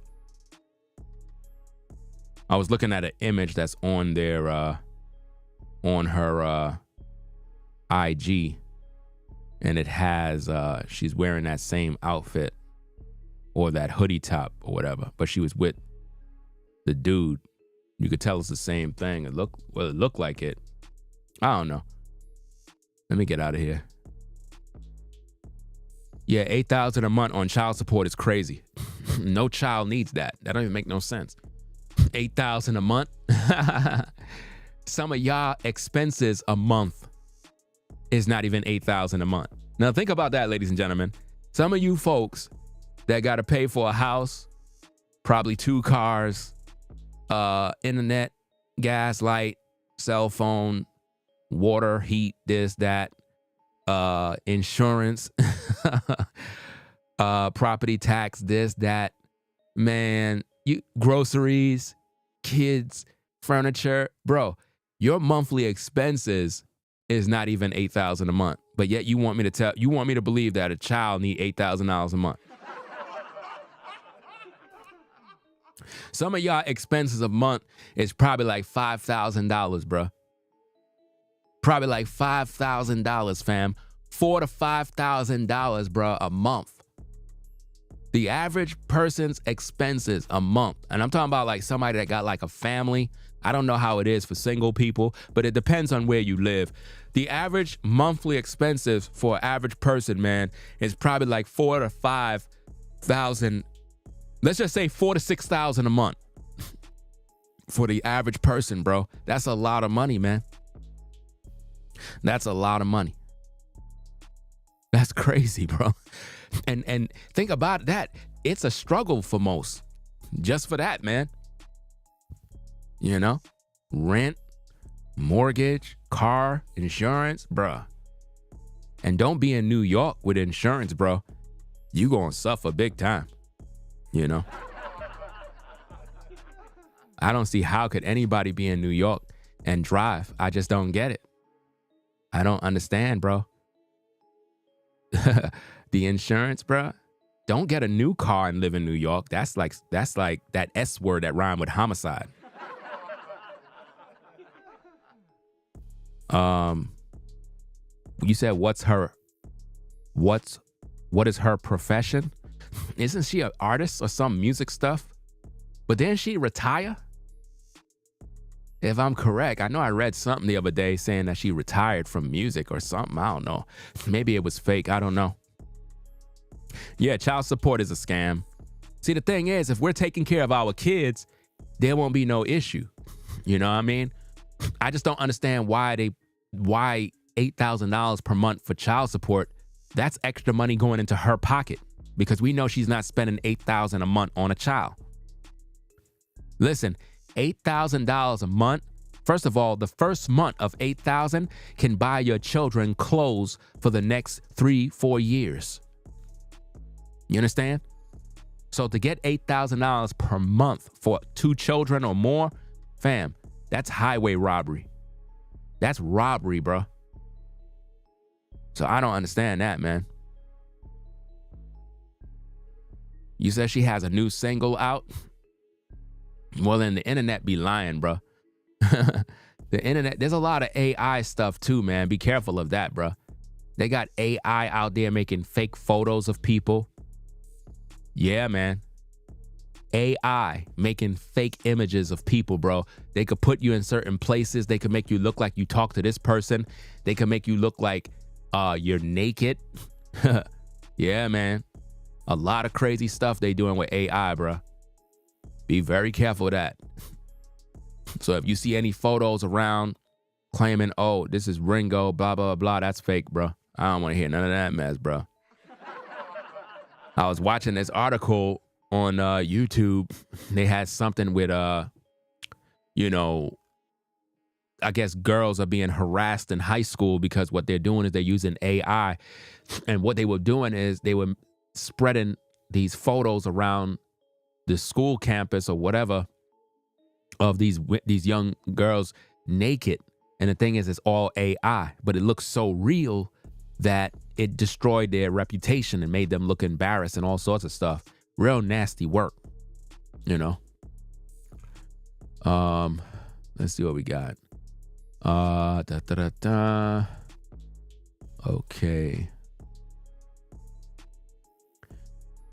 Okay, shout out to Cali West, Miami for the support.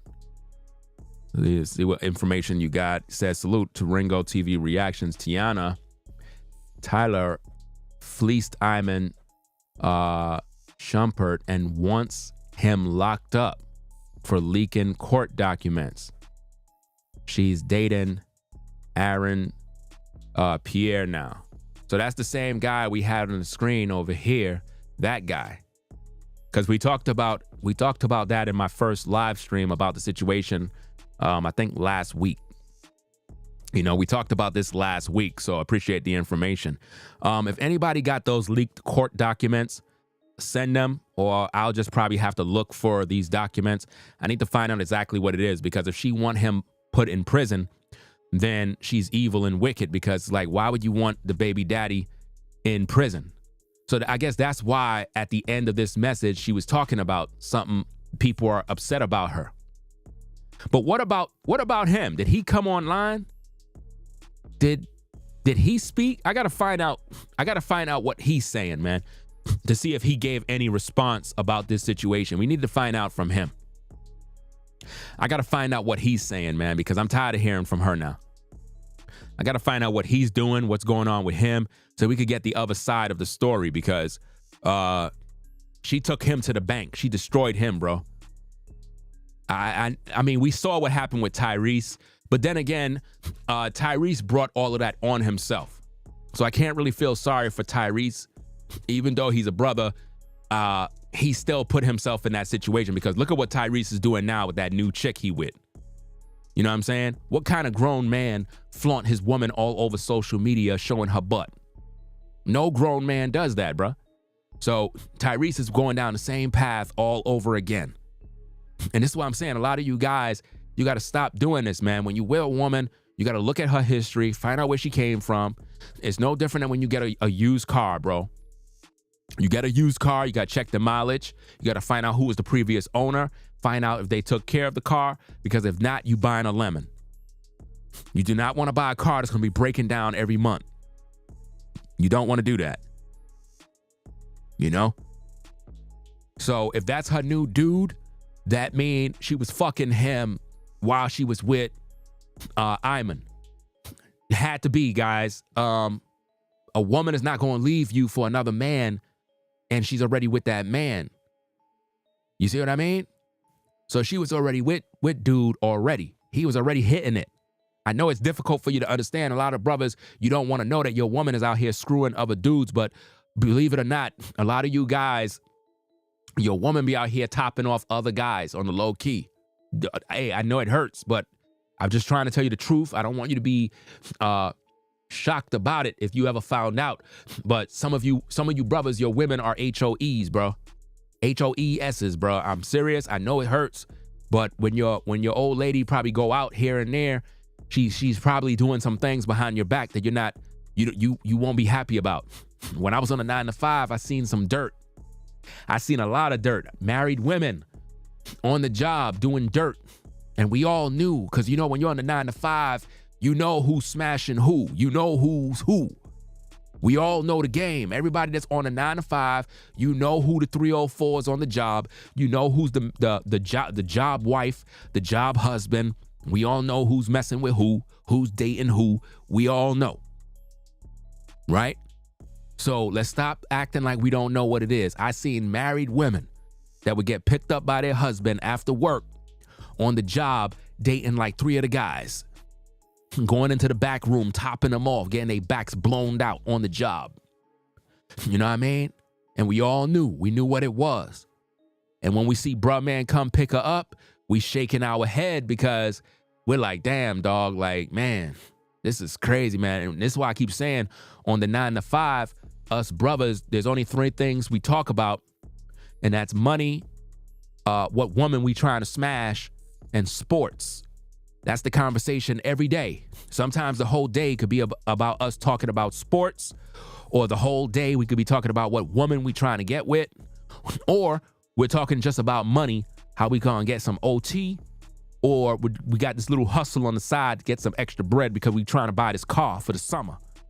Those are the conversations every day on the 9-to-5 when it comes to men. Now, I don't know what kind of conversations you ladies be having on the job, but we need to find out about that list. What are the 3 things women talk about every day on the job? That's the question I want to know. What do women talk about on the job, guys? This will be interesting. They probably talking about what man they took away from another woman. They probably talk about a new man that's going to be the stepdaddy. What guy that is taking them on dinner dates this weekend?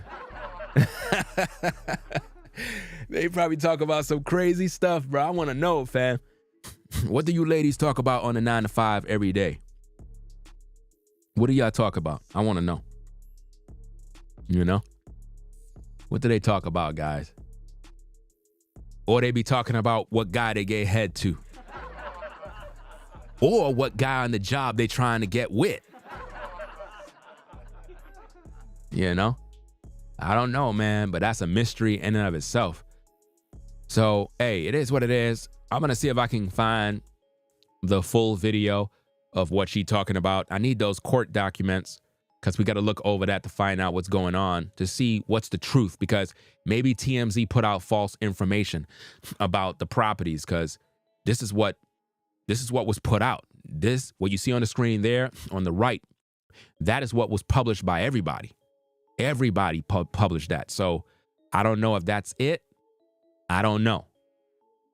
Right? So maybe that is the truth, because they're saying that Iman leaked court documents or something along them lines, and she want him in prison for that or whatever. So we got to review the tapes and find out more about this, because if she want him in prison after taking all his money, that's crazy. You know? Well, I know TMZ are liars. That's why I keep telling people to stop put all their trust in TMZ. You know? And it's not just TMZ that published it, but being that TMZ is pretty popular, people believe that they can never do wrong. I had people that tell me, well, if TMZ is not talking about it, then it must not be true. And I'm like, y'all bugging. TMZ publish a lot of misinformation all the time. They publish gossip, lies, anything that sound good, they'll publish it. You know? So I want to find out the facts on what she really got in that divorce. That's what I want to find. So maybe if I could get a hold of the court documents, I'll be able to publish the real information, because if she got $10 million worth of properties, luxury vehicles, 7-figure settlement or figure payment, and $8,000 per month child support, plus he have to pay for their private school education, guys, that's just a bad deal. That's a bad deal, man. That'll make a man literally be discouraged, bruh. It'll turn him into a savage when it comes to women, and I wouldn't blame him for being a savage. I wouldn't blame him. Not after that, bro. That's like that you're being violated, bro, legally by a woman, by the courts. Bad, bad, bad, man. And I don't understand, how could a man continue to be a father under those circumstances? I wouldn't even want to have nothing to do with nobody, bro. I'm just being real.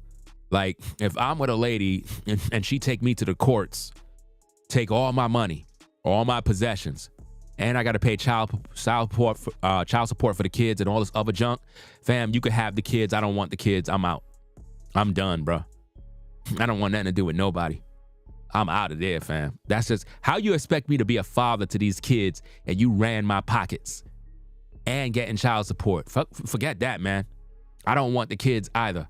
You could keep them. I don't want to visit them. I don't want to see them. Don't call me when they got problems, because you chose the money over than having an active father in their life. Nah, I'm done. I'm done. I can't deal with that, bro. That's disrespectful, man. You got to choose which one you want. Do you want an active father, or do you want the money? You have to make your choice. That's why some of you guys that your old lady put you on child support, you got to sometimes tell her, look, I need you to take me off that child support today, because if you're not, I don't want no parts of these children. I'm just being honest, because at the end of the day, I'm in prison right now with this child support. So, hey, I'm not going to have you garnishing my money, taking child support, and then at the same time, you want me to be this active father at the same time. It ain't working like that. Nah. So you got a choice. You could take the money, or you can have an active father. Make your choice. If she choose the money, leave them kids alone, bro. Find another woman and create kids again. And I know for some people, they probably like, that's not right. It is right. If you want to take the man's money, obviously you don't care about him. So why are you complaining if he don't want nothing to do with them kids? That's what you wanted. Remember? You separated from him. Okay. You separated from him. You took his money and you want him to be this good, loving father at the same time? No. You could keep them kids. I'm going to go find another woman and create new ones. You know? Just like this other woman, they mad at her on social media. I forgot her name. She's always talking about dating, relationship advice, even though I don't think she has any relationship or anything. But somebody had asked this woman, if you were on a boat and your husband was in the water and your children, who would you save? The child or your husband? She said she would save her husband, and everybody was upset with her. And she made a good point. She said, if I don't save him, then I won't be saved because he's the provider, protector. And then again, we could produce more children. But if I save the child, I'll lose the source of all resources. So it's like, what's more important? She made the right choice. It's a hard one, but she made the right choice. You see? It's no different than if you were to ask a woman, who do you serve first in the house? Who do you serve dinner to? Your husband or your children first? If you say you serve your children first, shame on you as a woman. Here, this man is the provider of the house and he gets served last. That's disrespectful. Disrespectful. That man is supposed to be taken care of. He's sustaining the family. If something happened to him, y'all all done. Y'all all done, man. You know? Shout out to Cali West again for the support. Let me see what you said. It says Teyana's oldest daughter does not like Iman. She prefers her mom kicking him out the house 8 months prior to the divorce. F them kids. Bernie Mac. Yeah. In today's day, man, you got to be like that, fam. If your kids are disrespecting you, you got to cut them off, bro. Like, for real, man. Look at the situation going on with Brian McKnight, where Brian McKnight kids are getting upset with him because he don't want to pay their way. These are grown men thinking they daddy is supposed to continue to baby them, man. Nah. You know, look at 50 Cent and his son. 50 Cent not playing around with his son. His son want to act a fool, being effeminate like his mom, acting a fool. No, you got to go, bro. Yeah, you my son. It is what it is. But I'm not going to tolerate disrespect, man. You know? If the daughter is treating Iman like crap, bro, he need to leave them kids alone, man. Move on, bro. Forget all of that. Oh, those are my kids. You know, I'm just going to be here no matter how disrespectful they are. No. As a man, you're not supposed to tolerate no disrespect at all. None. Especially from your kids. Nah. That's crazy, bro. I ain't doing that, man. Never bite the hand that feed you, fam. If your kids are disrespecting you and you the man of the house, you better put your foot down, bro. You better do it. Because here's the thing. If the daughter is disrespected the daddy, how you think she's going to deal with men in the streets? She ain't going to have no relationship. She's going to be just like the mama. If the daughter is disrespecting her own father, she'll never have success with men. Never. Because she's disrespected her daddy. Why? Because mommy hates him. This is why we see this revolving door where a mother can have a lot of dating problems and then her daughter suffers due to the generational curse. Now the daughter is suffering where she's pregnant out of wedlock, just like mama, just like grandma, a generation of baby mamas. You know?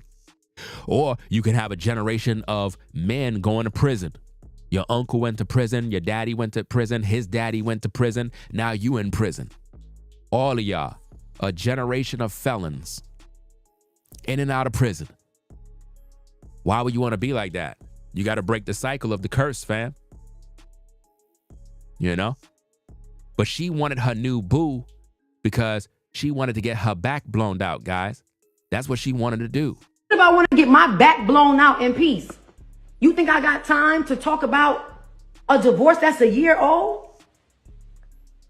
That's a year old, y'all. Let's be fucking for real. Let's be real. And I'm like just so irritated because I didn't want none of this to come out from the beginning. So when people saying, for everybody that's saying, oh, well, this y'all celebrities, this is what come with it. No divorce stuff is private. It can absolutely stay private if you allow it to stay private. I'm going to give you one even better. We went to mediation that he did not show up to. Mediation avoids you from going to court. Sorry, my phone's dying. Mediation is for you to figure it out before you even have to take it to court. I'm not negotiating nothing. I don't want to boom, boom, boom, boom. Now we got to go to court. Cool. We'll go to court because we can't figure it out. He won't show up to mediation. I'm stuck paying for that. Bet. Cool. We got to go to court.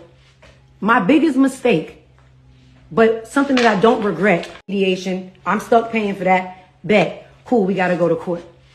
My biggest mistake, but something that I don't regret, was giving him the amount of grace that I gave him, because it only backfired on me. I thought she said in a recent article that she's whatchamacallit, that they're good friends. I'm gonna change the thumbnail. I like this particular screenshot right here. Let me get this. This looked like a better thumbnail than what I originally had. Let me get this. It's like her expression matches the look of the content. Yeah, that's good. Okay, so let me change the thumbnail since I'm here. Right, let me do this real quick. Okay, change the thumbnail. All right. So she's talking about what she got to pay and X, Y, and Z. So it looked like, I don't know if she was making more money than him. This is just crazy, bro. I got to find the court documents, man. I got to find out what she really got. Did she really get all that money and property? I don't know. You know? She got the filter on. Well, they always have the filter on, man. Ladies always do that, man. Half of the time when you see women on social media, that's not how they look, guys. Trust me. Let's say, for example, you see a woman on social media and she looked like a 10. Normally, she's probably like a 7 or a 6. I'm just being honest, guys. That's no offense. I'm just telling you. And that's why I keep saying to these ladies, man, learn how to show who you really are. Because if a man see you in person and you look one way in a photo, he's not going to be happy when he see you for real, for real. He's not going to be happy with you. You see? So you don't want to be a person who is fake. You don't want to do that. Right? So yeah, I changed the thumbnail. Okay, so wait, I did it wrong? I did it wrong. Hold on. I was supposed to do it like this. I did the thumbnail wrong. Give me a minute. I did the thumbnail wrong. Let me see. Yes, the makeup is not needed. Yeah, see, here's the thing with black women, right? Y'all got to understand something.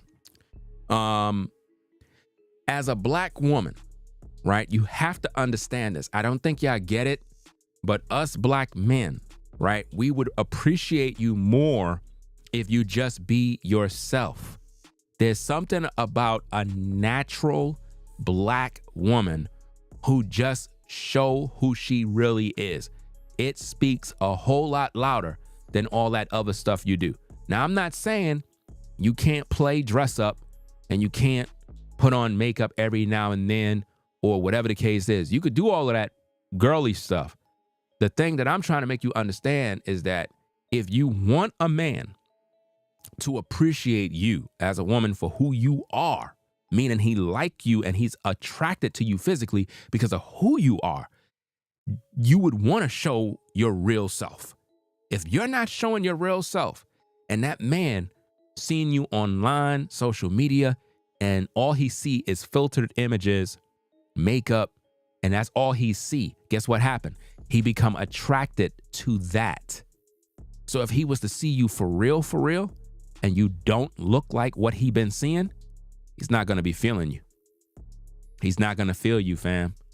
And you're going to get disappointed because you're going to be like, but it's me. And he going to be like, what do you mean it's you? That's not you. That's not the woman I like. You know what I'm saying? I don't even know who you are anymore. You know? You're not even the woman I liked. So it's like, I ain't rocking with that. So you want to make sure that you're showing your true self. Some women be scared to show their true self. I guess they're embarrassed or whatever the case is. Like, if that's the case, don't be fake because he's not going to like you anyway. If you're afraid to show who you really are because you're concerned he's going to judge you or he may not like you, then what makes you think he's going to like you when he finally see you? Don't have this damn image on social media where you look one way and in the real world you look different, leading this man on, doing all this false advertisement. Don't do that. You know? Let me see. Yeah, it's sort of like catfishing because, I mean, it's not necessarily catfishing because we know that she's wearing a filter. We know that. We know what she's doing. But I'm just saying, most women do this on social media. They even use filters on their body to make their body look curvy, to make themselves look more physically fit. And it's all filter. Sometimes a woman could look slim on social media, but you meet her in person and she weighs 45 more pounds. You know? And she's expecting you to like her. And I'm like, look, where's Stacy? Oh, I'm Stacy. You're not Stacy, fam. This is Stacy right here. You see this woman right here? She look good. No, that's me. That's me. That's not you, fam. It is me. Look, see? Look, see how I made this picture look like this? Well, that's the problem. I came here to see Stacy, not you. Now, can you transform in front of me? Because if you can't do that, I'm out. I'm not wasting no time. Right? I'm not wasting no time. You know? And nobody's saying that this woman is ugly. Nobody's saying that. You see what I mean? Nobody's saying that she's ugly. What I am saying is if you are beautiful naturally, why don't you just be natural and stop the false advertisement on social media? That's all I'm saying. Because if I end up liking you with your filters and that is what I like seeing, and then I'm around you, trust me, I'm not going to be attracted to you the way I am when I see you on your social media. This is why I don't take nothing serious on social media. Anytime you see women on social media, their skin is ultra clear, everything is smooth, all their structure on their face is perfect. It's fake. It's not real. You know? Because they have a filter on. You see what I mean? Women need to show what they really look like. Because that's what he's going to see if he wake up with you. That's what he's going to see if he see you, you know, on a day where, you know, you just don't feel like decking yourself out. He's going to see you how you really are. You know? So you want to make sure that you're right. Because us brothers, we don't use filters. We don't use filters. We don't arch our eyebrows. We don't do none of that type of stuff. You know, we don't try to make our photos appear like we have muscles. We don't do that. Men just be men. We just come outside rugged. We don't care. Some days we don't shave. We don't trim our beard. We don't care. It's like, it's just, this is how we are. And it's like, what's the point? Any guy you see in a mirror all day trying to be sweet, something wrong with him. I'm just saying. Something wrong with him. You know? I like being fly all the time, but lately, you know, now that I'm in North Carolina, it's like some days, bruh, I just come outside and just wear my regular shirt, my pants, and I'll just walk around. I'll even go to the home improvement store, dusty and you know, with damn near lawn debris all over me. I don't care no more, fam. Like, I really don't. It ain't all about trying to dress up every day, trying to keep up and man, I don't got time no more, man. I go to the damn store with my dusty shirt on, dusty shoes. I don't care, bro. When it's time to get right, I already got it like that, to get right. But to be trying to perform this image every day, I'm not with that, bro. Oh, what if somebody see me, man? I got to make sure I got the drip, you know what I mean?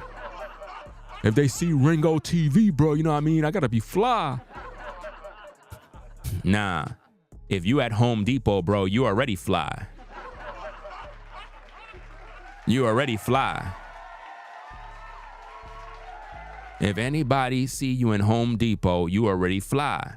Why? Because you're doing something for a home. So you already fly.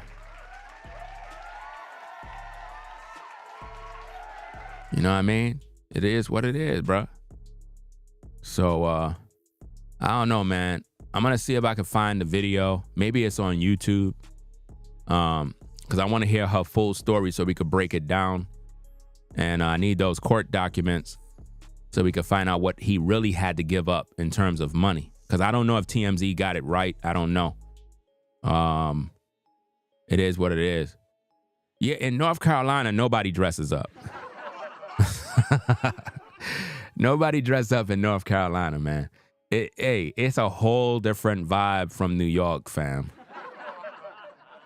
In New York, let me tell you, man, in New York, the homeless people got to look fly. In New York, bro, you got to have the latest kicks, the latest shoes, coats. You can't come outside of New York looking crazy, bro. You can't. But in North Carolina, based on what I see, people just come outside regular. They ain't trying to stunt. I don't see no name brands. They just regular folk just come outside, just do whatever they got to do, and they good. And they're not trying to compete with no clothes. And it's like, I know why they live in these communities. They could afford it, because they not spending all that damn money on all them clothes.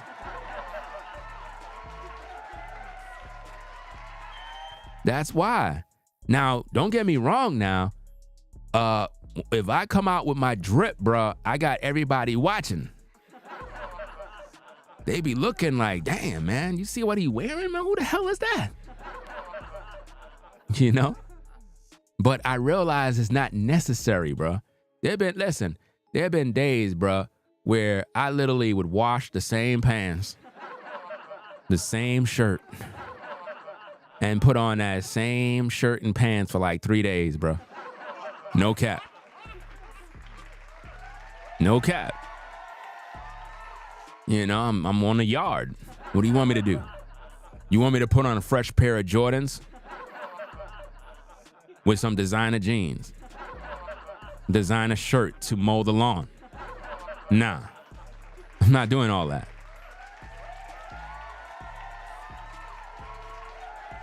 You know, out here, a lot of people be wearing slides.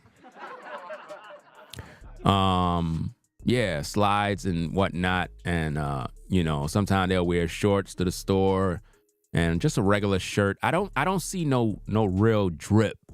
Unless you're like probably if you probably go to like Charlotte or whatever, and you're like at some mall or a Macy's, you might see a few people, but it's not like New York where everybody's like dripped out. You know what I mean? It's totally different. I remember there was this one time I went to Atlanta, and whatchamacallit, this is when I was with the Christian church. And I remember I had on these kicks, and the kicks were old, bro. Like, they were old. I just brought them with me on the trip to have, like, for runaround shoes. And all these dudes from out in Atlanta was like, yo, man, them shoes is fly, man. And I'm like, damn, these things is dusty. But they were looking at me like this is gold. And I'm like, nah, bro. I don't know, man. This is crazy, man.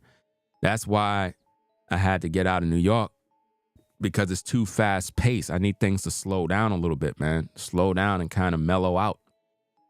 You know, down here it's just different. It's just kind of quiet and stuff. Well, not necessarily quiet. I seen some ish out here already. You know, I seen some ish right in the community too. I seen people arguing with one another, all sorts of stuff, man. So it is what it is, man. People are still going to be people. As long as you don't say nothing to me, ain't going to be no problem. You know, I mind my business. You know what I'm saying? I don't care who beefing with who out here.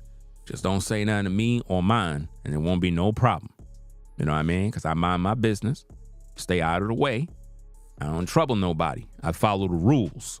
You know, when you follow the rules, there should be no reason for anybody to even have any issues with you. Because what I learned, man, it doesn't matter what community you live in, bro. Somebody gonna always be jealous of you, bro. When I tell you, bro, if you stand out, bro, you're gonna have haters, bro. No matter what, you can't escape this, bro. You're going to have haters, fam. You're going to, no matter what you do. I hate it, but it's just the way it is, man. That's why, like, my goal is to have my own land, my own property that is away from everybody. That's exactly my main goal, because to me, that's real living. When you're near other people, man, you got to deal with a lot of nonsense that you don't want to deal with, but you got to deal with it, man. You got to deal with jealousy, haters, rules, regulations, all this other stuff, man. I don't want to deal with all that garbage, bro. You know. Yeah, you gotta mind your business when you're out here, especially. It's a healthy thing to do, because you don't want no issues and stuff like that. Just stay out of the way. Focus on your family affairs. You know, I'm the type of person, I only speak when spoken to. That's how I move. I don't speak to nobody, bro. And it's not me trying to be rude. I just stay out of the way. You know what I'm saying? Do you understand exactly what I mean by stay out of the way? Like, I don't say nothing to nobody. Unless you say something to me, that's the only time I'm going to speak. Listen, I'm not saying hello. I'm not saying good morning. I'm not saying nothing to you. The reason why is I'm staying out of the way. Because sometimes you say good morning to people, you try to be polite, and they take that as offense. I've had that done, bro. I've had that done where I would see a neighbor or whatever, and I'll say good morning or hey, how you doing? Just being polite, and I get the cold shoulder, or they look at you funny, and I'm like, you know what? Fuck you. Like, for real, dog. Like, I don't got no time for all that, man. You know what I mean? I'm not going to be out here trying to be a good neighbor, be a good guy, and, you know, you're not going to respond back. So the way I do things now, man, I just stay to myself, bro. I don't say nothing. If you say something to me, I'll have a conversation with you. But me saying something to you, I'm not doing it. Even out here, guy. Like, out here, I won't speak to not one neighbor unless they say something to me. That's how I move. If you say something to me, I'll speak. You know, just like the other day, I was working on the lawn, and one of the police officers that live in the community, they had stopped, and I might post that video. You can't really see who the person is, but I might post it just so you can see it. And she pretty much was going down one street, and she backed up and came to where I was to ask me, what am I doing in terms of making my lawn look that good? And, you know, I explained to her exactly what's going on and such and such and such. But see, I wouldn't speak unless she's talking. You know, I wouldn't even say anything. And that's my way of protecting my peace because, again, I don't trust nobody. And I know that there's going to be somebody that hate you and be jealous of you no matter where you are. See, wherever you folks live, there's somebody around you that don't like you.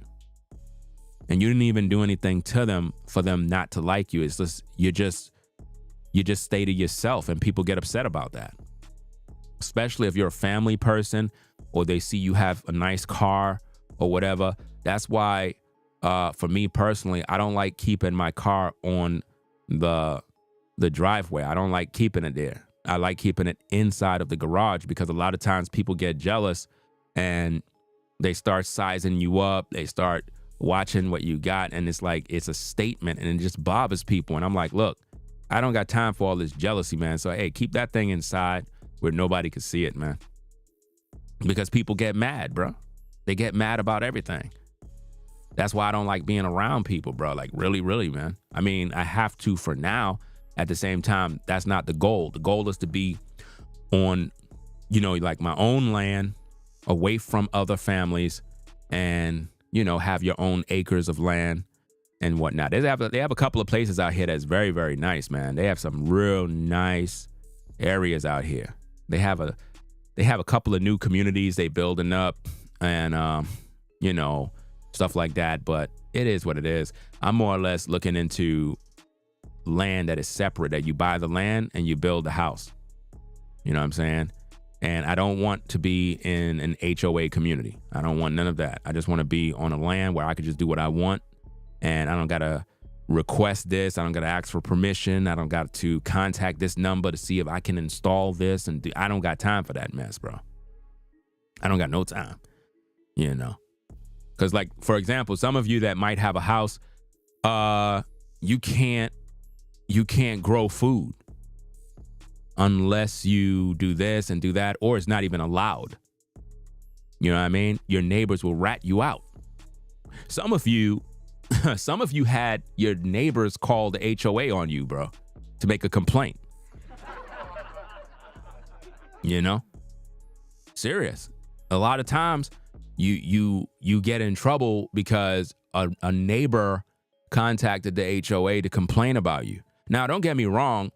I ain't saying that all HOAs are bad. That's not what I'm saying. There needs to be rules in place. There needs to be certain guidelines of, what can be done, what can't be done. At the same time, the reason for this is because you live in a community, right? So we want to make sure that everybody is doing the right thing so that everybody can benefit. That's why they have certain rules. Now, if you don't live in a community-like environment, then you can pretty much do what you want to do. That's why it's best to buy your own land and build your own house. That's the best thing to do, And they doing it a lot in North Carolina, man. There's a lot of people building houses, man, from scratch. They got the land, they build a house. And it's not that expensive the way people think. It's not that expensive. It's a goal, bro. It's a goal. And once you put your mind to it, it could be done. You know what I mean? And I'm not talking about no damn land initiatives. I'm talking about you getting your own land and build your own house. You know what I'm saying? Forget everything else. That's why it's good to have networking with other people, no matter their nationality. That's why I got out of the Black Hebrew Israelite cult, or the Black Hebrew Israelite religion, or whatever the case is. I still follow the Most High. You know what I mean? I still know who I am according to the Bible. At the end of the day, I don't want no parts of none of these cults and all these groups, because what they do is they turn you into a racist. You know what I'm saying? And I'm not no racist. Racists exist in the world. At the same time, I'm not going to be racist, because that's going to stop my blessings. You know what I mean? You never know who you might run into, and they might be sent by God to open doors for you. But if you're a racist black man or woman, it can stop or hold doors closed in your face. And this is why people from that religion is upset with me. It's because I finally woke up and got out of that mess, because it was just bad, man. I don't see no love in the Israelite community. I just don't see no love, you know? And they accused me of saying, oh, you love the white man now, right? And I'm like, what are you talking about, love the white man now? I love myself enough to tell the truth. You know what I mean? Because that's what the Israelite cult does. Now, we don't like to talk about these things as black people. We don't like to talk about it because we look at slavery, we look at this, we look at all these different things. But I need for you to understand, and, you know, we're pretty much done with the show. I'm just having a conversation with you guys at this point. The show is already done. When it comes to following the Hebrew Israelite movement, it turns you into a racist without you knowing. Let me explain this, because I talked about this in my previous videos. What it does to you is it'll make you not like other people just because they're not a part of your tribe. Let's say, for example, you're a Nigerian viewer. You're from Nigeria, and, you know, your entire family is Nigerian. If I'm a part of the Hebrew Israelite cult, religion, movement, whatever you want to call it, right? If you're African, from Africa anywhere, they see you as a heathen. Now, you have to listen to what I'm saying. That's not me trying to belittle you because of your background. I'm better than that. What I'm trying to show you is what the religion does. You understand? The religion of the Hebrew Israelite movement will look at you, if you're African, as a heathen. That's how they see you. So if I'm in the cult, or if I'm in the religion and I believe that, what it does is it'll make me look at you in a certain way. Now, maybe you don't like my people. It is what it is. But I'm not going to treat you the same way, because I'm trying to do what the Bible says. Basically, what I'm saying is I don't want to be following a movement that is teaching me how to hate people, because that would be counterproductive if I'm also concerned about people being racist towards me, right? So I don't want to be racist towards you, because maybe you could be a blessing to me, or I could be a blessing to you, and you never know. You know what I mean? That's like, let's say, for example, I ran into a woman in the street and I'm talking to her, hey, how you doing? Boom, boom, boom. And I'm liking her. She give me her number. And I'm talking to her. Next minute, I'm like, yeah, I'm a Hebrew Israelite. Yeah, these Africans, you know, they be bugging out. And then she tell me, well, I'm Nigerian. And I'm like, oh, snap. You see how that just messed up everything? So now she's looking at me like, oh, he hates. You see how that worked? And that's what it does. If I'm around a bunch of white folk in a community and I'm talking about Jesus Christ, and I'm like, yeah, well, I'm a Hebrew Israelite. And they're like, oh, a Hebrew Israelite? Oh, those guys that hate white people. You see how the conversation went left? Why can't I just be a man that follow Jesus Christ? Why I got to associate myself with a religious movement?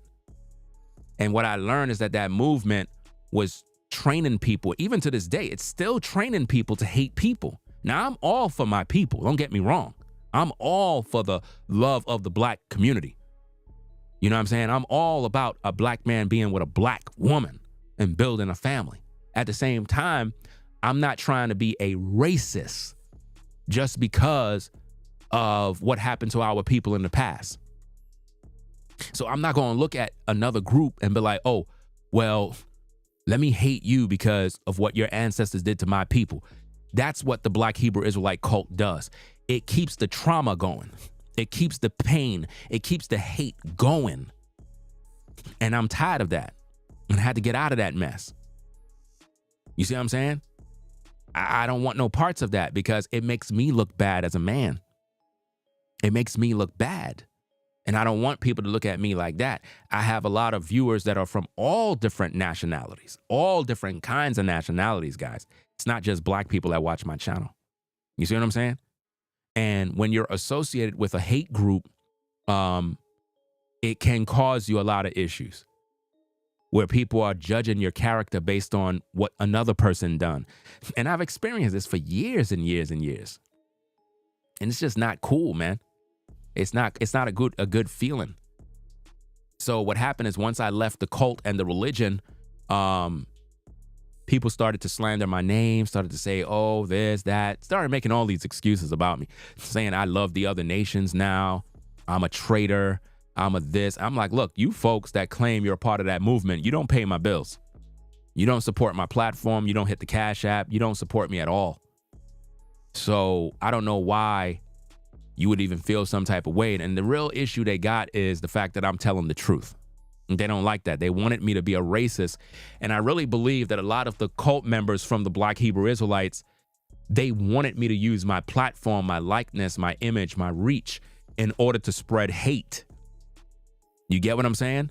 Even though I wasn't spreading hate, this is what they wanted of me. They wanted me to use my platform to be an instrument that I could use, that they could use to spread division, racism, and various other things. And by me renouncing that, it literally made them all get upset. You know what I'm saying? Because Jesus Christ, he want all people to be saved. All. You're not special because you're a Hebrew Israelite. I don't care about what your bloodline says. You could believe you're the chosen people all you want. That's not going to get you saved. You understand? The Messiah want all men and women to repent. And I think that if we all took the time to respect one another, the world would be a better place. Do you understand? If a black man do what he's supposed to do, a white man do what he's supposed to do, and we all have that common respect, we'll all be able to get along. You get what I mean? Like, you could be a white guy and you can have issues with black people. Let's say, for example, hypothetically, you're a white man. Your family may not like black people, right? For whatever reason, right? There's some racism, elements of racism in your family, but you don't got those issues, right? At the same time, there's some issues you may have with black people for whatever reason. Maybe you had a bad experience, whatever the case is. If you and another black man can respect each other from a level of, let's say, for example, you're a family man, I'm a family man. And we can break bread, have a beer, and say, hey, look, you're a family man, I'm a family man. We agree on that, right? That's definitely right. I definitely agree on that. So we're here to protect our kids, right? I agree. Okay. So whatever difference is we may have, if we could keep this thing on the respect of, you're a family man, we are here to protect these kids, let's do our job and do that. And don't cross that line. Once you have that type of respect, that is how things is able to grow. And to me, once men can do that, doesn't matter what your nationality is. Once we have the basic common knowledge of what respect mean, and we don't cross no lines, there will be peace. You know what I mean? Because we're going to be different people. We're different. All ethnic groups, we're different. We're not the same. We're going to do things the same. We react the same. We eat different types of food. We live different types of lifestyles. But one thing we could agree on is family. Protecting the kids, protecting the women, making sure that we're working, providing, taking care of the property. These are the common things all of us as men are supposed to agree upon, no matter what your background is. You see what I mean? And those are the things that I'm concerned with. So the way I look at life and the way I look at all people is I look at them from the lens of respect. As long as you respect me, I'm going to do what I need to do to make sure I don't break the peace. You see? Look, even men that are in the penitentiary, they got rules, they got regulations, they got laws. You could be a white guy who's in a gang. There are laws in prison that you must follow to keep the peace. I may not like all of you. You see what I'm saying? I may not like all these gangs in the prison. But as long as I'm following the rules, doing what I'm supposed to do, if you're doing what you got to do and I got to do what I got to do, there's going to be peace. That's just the way it is. If one of the guys from my gang violate somebody in your gang and they broke the peace, we're going to have to handle that person. It's either we're going to handle it or we're going to let you handle it. And that's how they do it in the penitentiary. If one of their guys get out of line and steals from somebody, then the black side of the prison is going to have to regulate that person and deal with him accordingly. Strict. Because if they don't, then those Aryan guys from the Aryan Brotherhood, whatever, they're going to deal with it. So which one do you want to deal with it? It's either you deal with your man or we're going to deal with him. So they got to be laws and they got to be accountability. The Hebrew Israelite cult don't want to be accountable for the racist teachings, the racist mentality, and that is what I want it to be out of. I don't want that because it's stopping us from actually reaching people. You know what I mean? It's stopping us from reaching people. And I just don't like that, man. I don't know if y'all understand what I'm talking about, bro, but following that movement, it made me during that time look at it like, oh, those are the other nations. They're not important. Or, oh, those are Africans. They man, forget them. Or, man, forget them. Man, no, that's all being a racist, bro. You're a racist. You're a racist. You can't do that. If you're a man of God or a woman of God, you got to extend the gospel to all people. You got to treat all people. We can't let other people influence us so that we can become racist like them. That's what the Black Hebrew Israelite cult was doing. Because I never followed a camp. I never followed nothing. I'm talking about the people in general, the people who claim they're Hebrew Israelites. I noticed a pattern of racism that they would execute on white people, Asian people, Africans, and everything. And I live in a community where you got Nigerians, you got Africans, you got white folk, you got all different types of people out here. You got black people over here too. So now how that look, I'm trying to talk about the Bible and I'm talking to a Nigerian family. Remember, Nigerian families have certain customs and culture and certain things that they do. I'm not here to judge them based on what they do because I don't know their culture. But what I could do is respect them. I could respect them and we can break bread based on the common beliefs we share. Family, peace. You know, those basic things is how you connect with people because respect goes a long way. And I didn't see that being practiced in the Israelite community. I didn't see that. I just saw nothing but racism and disrespect for anybody that's not a Hebrew Israelite. And it kind of goes back to the FBA thing. Look at how the FBA community treated me. The black folks who believe they're foundational black Americans. Look at how they attacked me. They started calling me a tether. How could you call me a tether when I was born in America and my father was born in America and he's an Army vet that served this country? But they called me a tether because my mom is Panamanian. So I speak Spanish and English. They called me a tether and basically shunned me. And these are supposed to be my people. So that's internalized racism being practiced, which shows the hatred that we have for each other. And then I've seen Israelites claiming that they're Black Hebrew Israelites and they're FBA. And I'm like, look, y'all all bugging, bro. All of these cults, I'm not a part of none of that. And that's what happens when we're searching for our identity because we're not serving the Creator. If we would just focus on our relationship with Jesus Christ and keeping the commandments of the Most High, we're going to all do what's right regardless. We're going to all get along and be a light to the world because trust and believe this, guys. In the community where I live at, I'm pretty sure a lot of people recognize that I follow the God of Abraham, Isaac, and Jacob. I don't have to tell them that I do. There's something about my life that really reflects that. They can look and they can see it. They know that there is something about that family. And they may inquire about that.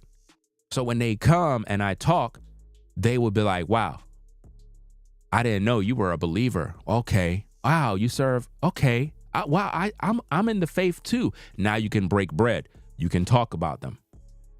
You know? This don't make no sense. And see, one of the things that the Hebrew Israelites focus on is bloodline. They keep focusing on bloodline and, you know, what bloodline they are. And I get all of that. I understand that. At the same time, that's not making you come to the kingdom. You're not saved by your bloodline. You're not. You have to begin to respect other people, man. Most of you guys that are older gentlemen, you know what I'm talking about. Some of you guys, I don't got to tell you nothing. You know already how to conduct yourself as a grown man. You understand proper etiquette when you are communicating with other grown men. The problem is a lot of our men don't know how to build and communicate with other men. They just don't know how to do that. You got to know how to show respect. It's just that simple, man. You know, I had a guy in the community, I think he lived 2 houses down. And I never met him. I don't know him from nowhere, but he saw me working on the lawn. And for whatever reason, this lawn keep attracting conversations with the community with me. I'm working on the lawn. He pulled up in his car on the side. He said, hey, I have lawn envy. And I started laughing real quick, right? I started laughing because he says he have lawn envy. And this is a compliment because what he's basically saying is that your lawn look good. You got the best lawn in the community. Literally, guys, I have the best lawn in this entire community. Everybody's lawn is in dormant. Everybody's lawn is in dormant. And I can pretty much revel in it, bruh. Because it's a fact. Everybody's lawn is in dormant. My lawn is flourished, lush, and just green as ever. And it's a good feeling. You know what I'm saying? It feels good. And he basically asked me, you know, how could he get his lawn to look like that? I could have kept all of that a secret. I could have been hateful. I could have been selfish. But for what? For what? Why am I holding back knowledge and information? So I basically told him exactly what he needed to do. I gave him a step-by-step instructions on what he needed to do to get his lawn right. Now, does that mean he'll be successful in doing it? No. Because the one thing that would make him do it is he have to have love for doing the job. If you don't love what you do, it's not going to work. So even though I gave him all the steps, told him what kind of equipment he need, what kind of lawn products, everything. I gave him everything that he need. Even down to the seeds that I use. I even gave him that information, guys. Normally, I wouldn't even, under normal circumstances, I'd be like, man, I don't want you copying off me, man. Forget you. But here's the thing. Although I have the best lawn in this community, the lawn that I have is not just for me. It's for the community. Here's why. When my lawn is looking its best, it should make my neighbors happy to know that they're in a community where somebody's taking care of the lawn. It is supposed to inspire them to want to get their lawn on point. That's what it's for. It's not supposed to create jealousy and envy. It is supposed to make you want to work the ground to do what you need to do to get the community up. In other words, everybody loves a nice manicured lawn, but it comes with a lot of problems. It comes with weeds. It comes with all sorts of pests and other junk that you got to get rid of. It's not as easy as people think. They look at mine and they think it's easy. No, it's not. It's not easy to maintain, and it costs money too. Anybody that's into that type of stuff, you know it costs you money to maintain, right or wrong. I just like it because it's going to help me when I do my reality show, because it's going to be a lot of outdoor scenes, and I want the footage to be beautiful. You know what I'm saying? So I want the lawn to be looking right. The weather's getting nice, but the weeds are, you know, trying to kick in. And, you know, I got a few little problems here and there, but it's not as bad as it is. But I got a few problems that I got to take care of. But I gave this guy all the information needed. You know why? Because that is what a man does. Try to help his fellow man do what he need to do. If my lawn inspired him to want to stop me to talk, then that's a good look. So by me helping him out, if he can go out and get his lawn right, that means I did my job. And now what that's going to do is going to create more conversations with other neighbors. And before you know it, the neighbors will begin to get familiar with one another. And then what comes out of that? Respect. You know? That's just how it is. Now you respect one another. Yo, that guy, yeah, man, he helped me. Now, if the neighbor asks me if I can help him, I would help him. But they got to ask me. I'm not going to volunteer that. I'm not going to volunteer that. I'm not going to say, hey, I can help you with your lawn. I'm not volunteering the info. You got to have the ability to open your mouth and speak and swallow your pride and be like, hey, brother, could you help me out with my lawn? I mean, I'll pay you, you know what I mean? It ain't no issue, you know, and I'll take a weekend and help with the lawn. I don't got a problem doing that, but you got to maintain it now. Once I help get it all started, you got to maintain it. And it's not easy. You got to maintain your lawn. You got to baby the lawn and you got to be out there working. If you're not going to do that, don't start nothing because it's not easy. I be out there working and they see me every day. You know, they see me. You know, shout out to you folks out there that have land and you got acres of land and it's beautiful. Shout out to you guys, man. You're living it up for real, for real. And I see a lot of them out here in North Carolina, man. Some beautiful areas, man. Very, very nice, bro. Very, very nice, man. I just be looking, man. I'm like, man, that is just beautiful, man. Beautiful. You know? And that inspires me. So how could I be a racist and be jealous of other people and you know, be such a hater? I can't be like that. I get motivated when I see other people doing good and they're successful. That inspires me to want more in life, to do more. And that's why you got to interact with other people, because you might interact with somebody that's not of your people. At the same time, those relationships will open up doors. I mean, think about where I live right now. There's a lot of business owners out here, a lot of farmers, landowners, a lot of industrial workers that live out here. Imagine if I'm having conversation with them and next minute I'm like, hey, I'm trying to do this, do that. He's like, hey, you know, my family does this particular contract and stuff, building houses. Hey, maybe I could help you with that house that you want built. And you see how that happened? Now, what if I was a racist and I wasn't communicating with nobody? The door would have never been open. That's why you don't want to be a racist.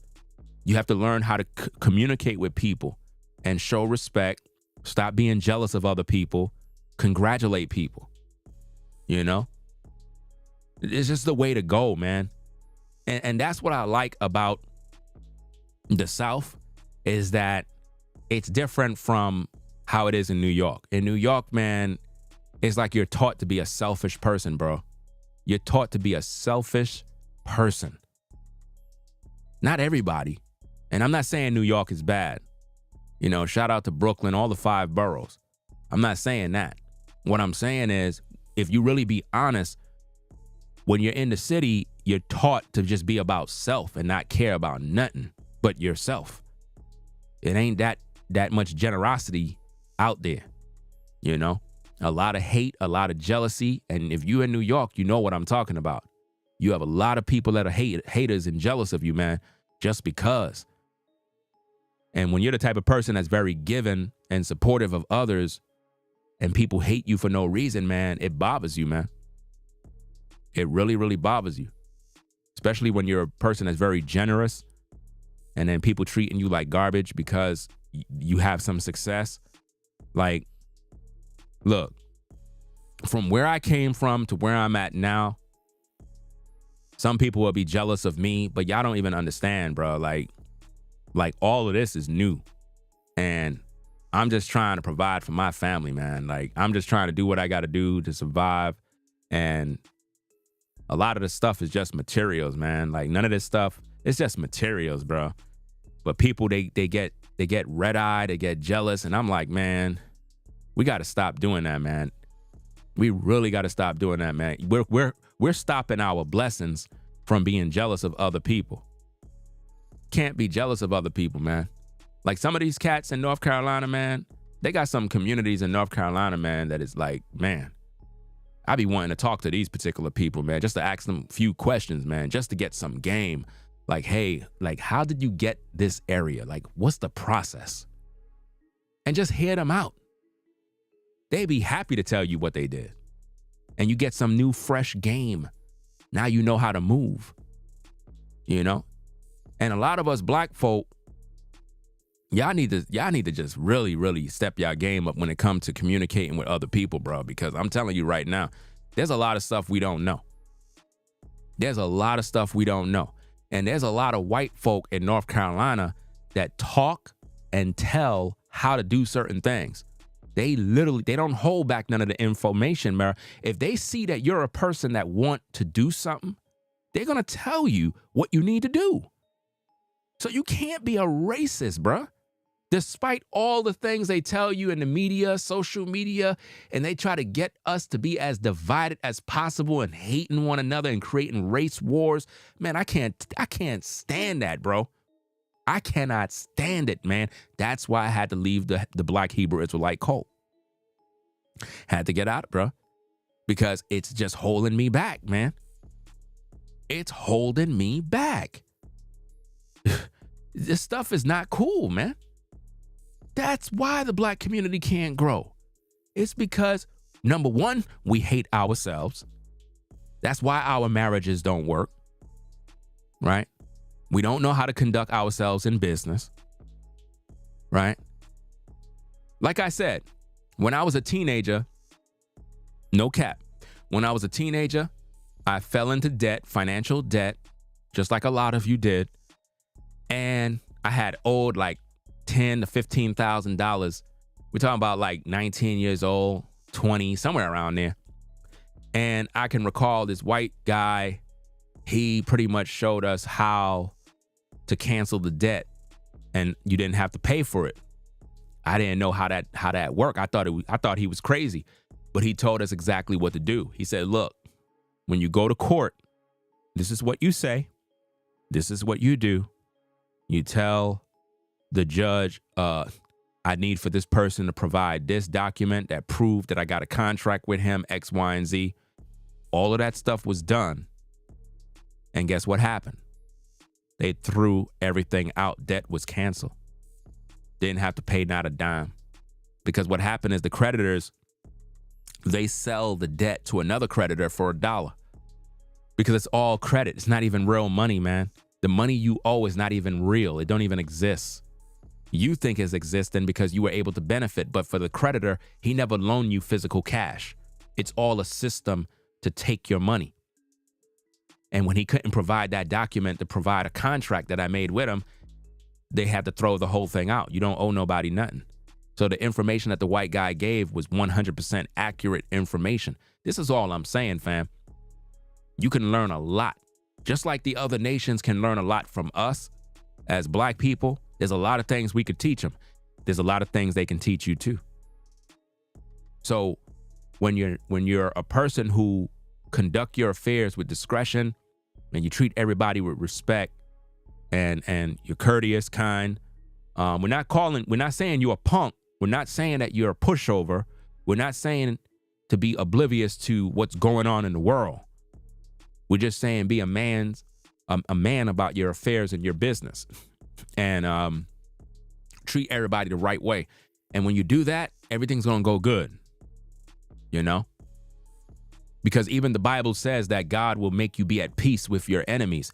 I could be living around racists and the racist not bothering me. You got people out there spreading misinformation about me saying that Ringo said he loves living around racists and all sorts of stuff, misconstruing my words. No, what I said is in the black community, they're always stealing from you and robbing from you and hating you. And I said something along the lines of, I would rather live around racists than live around ninjas that hate me and show it every single day. I got to pick my poison. I got to pick which one is worse. Being around people that look like me that show they hate me and tell me they hate me, or be around people that are white that are racist but they ignore me. They just mind their business. I told you already, if a person is a real racist, they don't come outside telling you they're a racist. They keep that stuff to themselves because they know it's going to be a problem if they do exhibit any of that information in front of you. They know it's going to be a problem. So they keep it to themselves. But the thing with our people, we hate each other so much, we do it in our faces, and it's just not cool. And this is what I was getting from the Black Hebrew Israelites. I was getting a lot of hate, a lot of stuff. I've seen people say they want me to go back to the ghetto. They want me to go back to the hood. They don't want me to be where I'm at. And once I heard that, it was very hurtful because I'm like, wow, this is my people, and they're not happy for me. They're not happy for what I was able to do for my family. Instead, they want me to go back. They want me to struggle. And when I heard that, I said, these people cannot be true. They can't be followers of God, man. They can't be. I never heard a white person tell me that, but I heard black people tell me that. So right there, I knew there was no love in that community, and I didn't want to be associated with them no more. You know what I mean? So don't call me a Hebrew Israelite or any of that stuff no more. I'm a follower of the Most High. I rep the Bible, keep the commandments. I know who I am according to the Bible. I don't need to talk about bloodline every day. I don't need to talk about that. God knows who I am already. But what I'm not gonna do is associate myself with a hate group or people that battle internalized racism. And I'm not doing that no more. Right? If that's what you want to do, then do you. I don't want every time I talk about, oh yeah, I'm a Hebrew Israelite, and then people start associating me with a damn hate group. Oh, you hate white people. Oh, you hate this. Man, I don't hate nobody, man. The only person that I would hate is a person that hate me. Pretty much. If you don't like me, I don't like you. Period. I ain't gonna try to be nice to a person that made it very clear they don't like me. That's like dating a woman that don't like you. You dating and treating a woman good and she don't like you. Why are you spending money on her, clown? That don't make no sense. So if a woman made it very clear she don't like you and she don't want to be with you, why are you trying to be nice to her? Why are you trying to take her out for dinner? She don't like you. So if a person make it very clear they don't like you, why are you there trying to be nice? And no, avoid that person. That's all.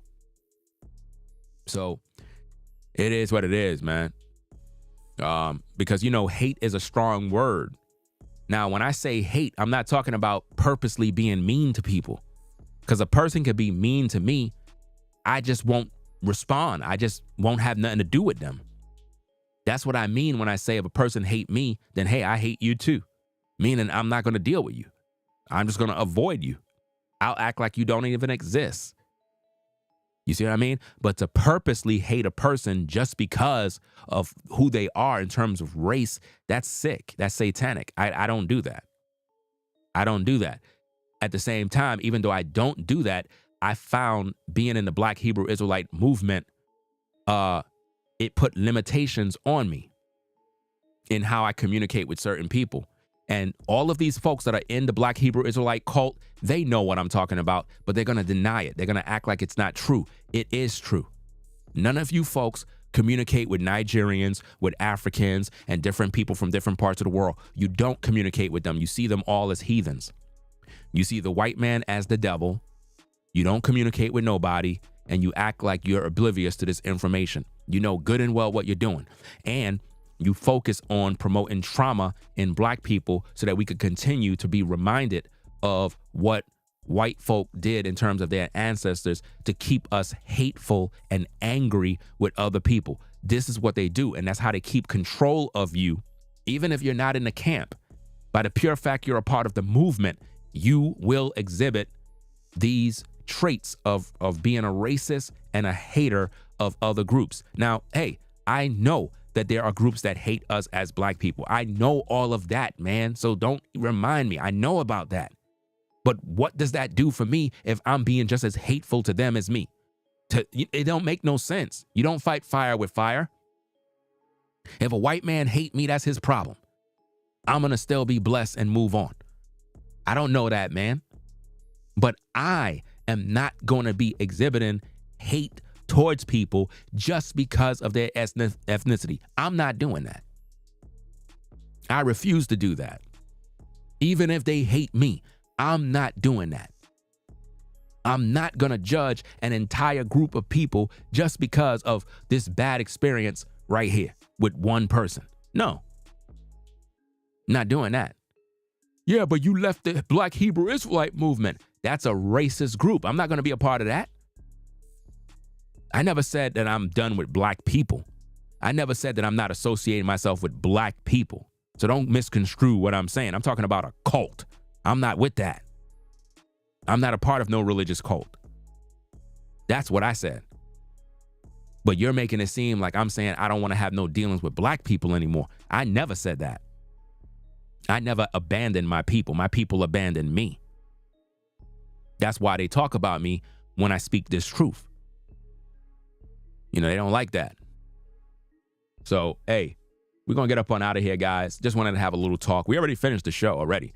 But my point is, I like to have a little conversation with the people to kind of, you know, stimulate your thoughts, get you to think a little bit about different things. Hopefully, you'll be able to walk away and have an understanding of life.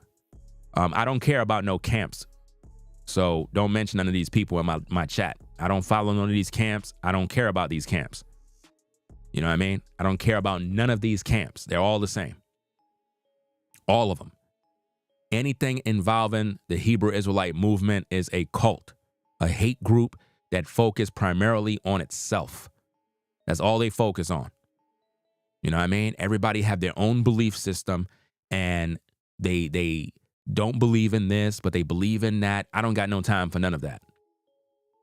All I'm focusing on is the Most High, and that's it. Because when everything is said and done, the Most High is not going to say, okay, this camp is better than that camp and that. No, he's going to look at, did you repent of your sins? Did you repent of your sins? Did you do that? Because if you didn't do that, then something's wrong. You see, something is wrong because you didn't do what you were supposed to do. That's what he's going to judge you by. Did you repent of your sins? Did you keep his commandments? He's not going to ask you what tribe you're from. He's not going to ask you what's your bloodline. He's not going to ask you, are you a Hebrew Israelite? He's going to look at your chart to see if you overcame this world. That's what he's going to look at. And he's going to also judge your hateful actions towards other people. He's going to see how much of a racist you were, and you're going to be judged on that. We talk a lot about racism and, oh, police brutality, white people hate black people, blah, blah, blah. But look at how we hate each other. And look at how we hate other people. I just can't do that. It feels weird. That's why when I renounced the Hebrew Israelite cult, I felt like a ton of weight was lifted because, you know, I have a vast amount of people from all walks of life that watch my platform. And you know how fucked up that is to be a content creator talking about the Bible and talking about this and talking about that. And yet you have like secret hate for other groups of people unknowingly, because it really is hate. And for me to admit that, and all these other groups in this Hebrew Israelite cult acting like they don't know this, it's hate. We're not following the Bible. Jesus never said, if somebody's an African, don't preach the gospel to them. He never said, if somebody's white, they're the devil. He never said that. Because the people that betrayed him was his own people. The people that betrayed the Messiah was his own people. His own people.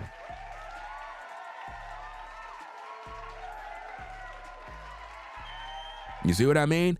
They brought him to the judgment seats. They brought him to the Romans. His own people did that. That's crazy, right? You would think his own people would have loved him. But no, they hated him. So how much more are they going to hate me and you for standing on the truth? You see? So yeah, that's all we got, guys. It is what it is, man. We're going to do what we got to do, man, because there's a lot of stuff going on. And I just want to make sure that you guys are on the right path. That's why I like having these little conversations about these things. Sooner or later, I'm going to have like a call-in line, man, where I can have people call in and talk about these issues and various other things. That'll be different, you know. In due time, of course, you know, not right now, but in due time, I'll definitely have that. Because I know there's a lot of people that would love to, I guess, share their thoughts on what they think and whatnot. But, yeah. Shout out to Marilyn on the Cash App for the support. Marilyn, K Small, Marilyn again. I think it's Jelani. I'm not sure if I'm pronouncing it right, but shout out to you for the support. Karen. Shout out to Karen for the $50 support. Karen.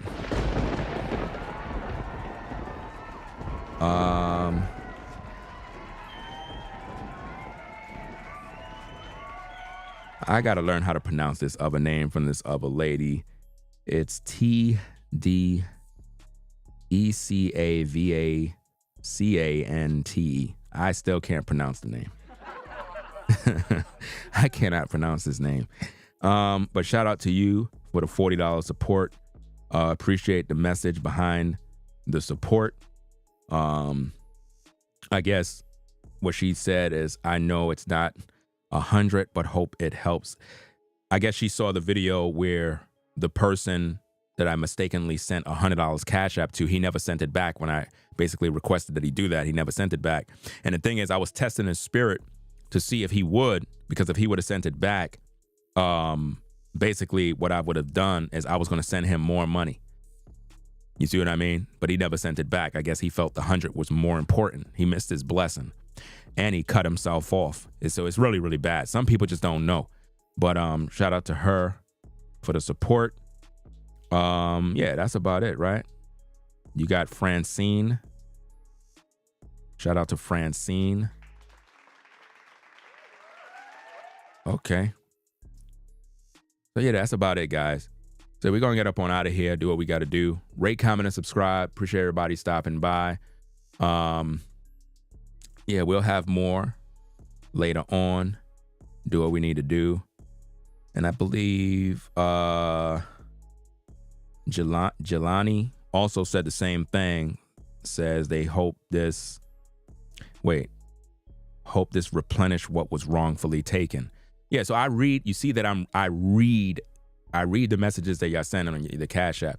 All the support helps. Actually, people already done, in other words, what was lost was already done given back through the people that support the platform.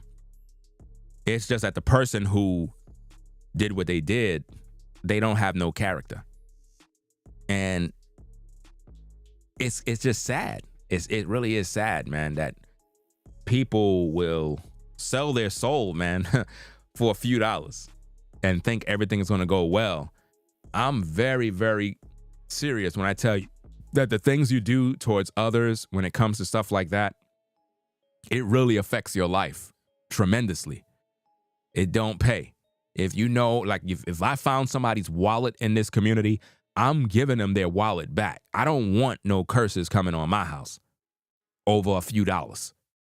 I don't want a bad reputation where the community finds out that Derek lost his wallet, I kept it, and now I'm looking stupid and everybody's looking at me as a thief. I don't want that on my name. I'm going to Derek's house.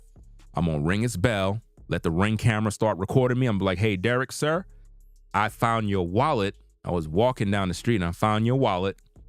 I don't know if you guys are home, but I'm going to hold on to the wallet till you guys get home. Make sure you check.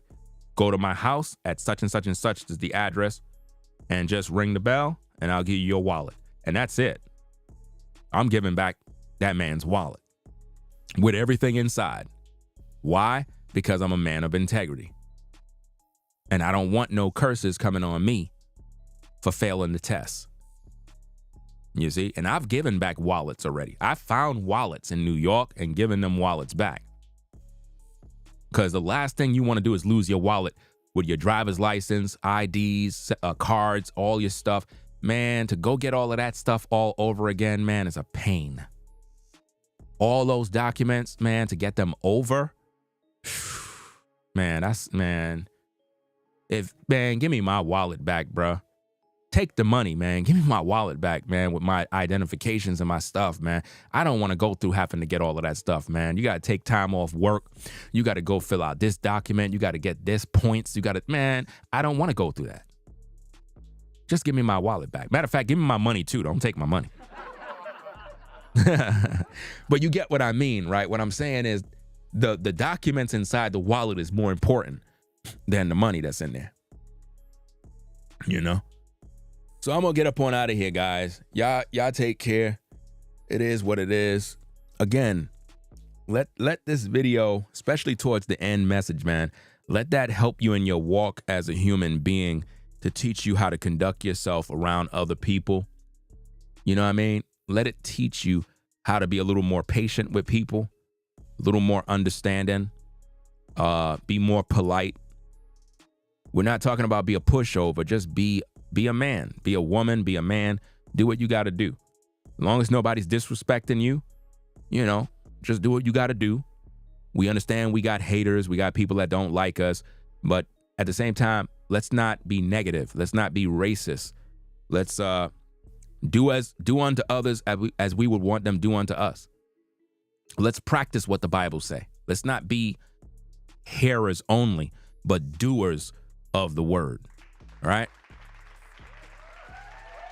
So y'all be safe. Rate, comment, and subscribe. Ringo TV Reactions. We salute you. Right? We out of here. Y'all take care. Peace. We out.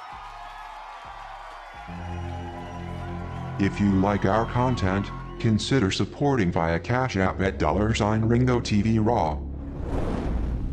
Become a patron on patreon.com for exclusive video content not shown on YouTube. You could also support through PayPal at paypal.me/Ringo TV Raw. Subscribe to our YouTube channel and click the bell to be notified of new content. Follow me on Instagram at Ringo TV Raw. This is Ringo TV Reactions, the only channel on YouTube bringing you the truth 100%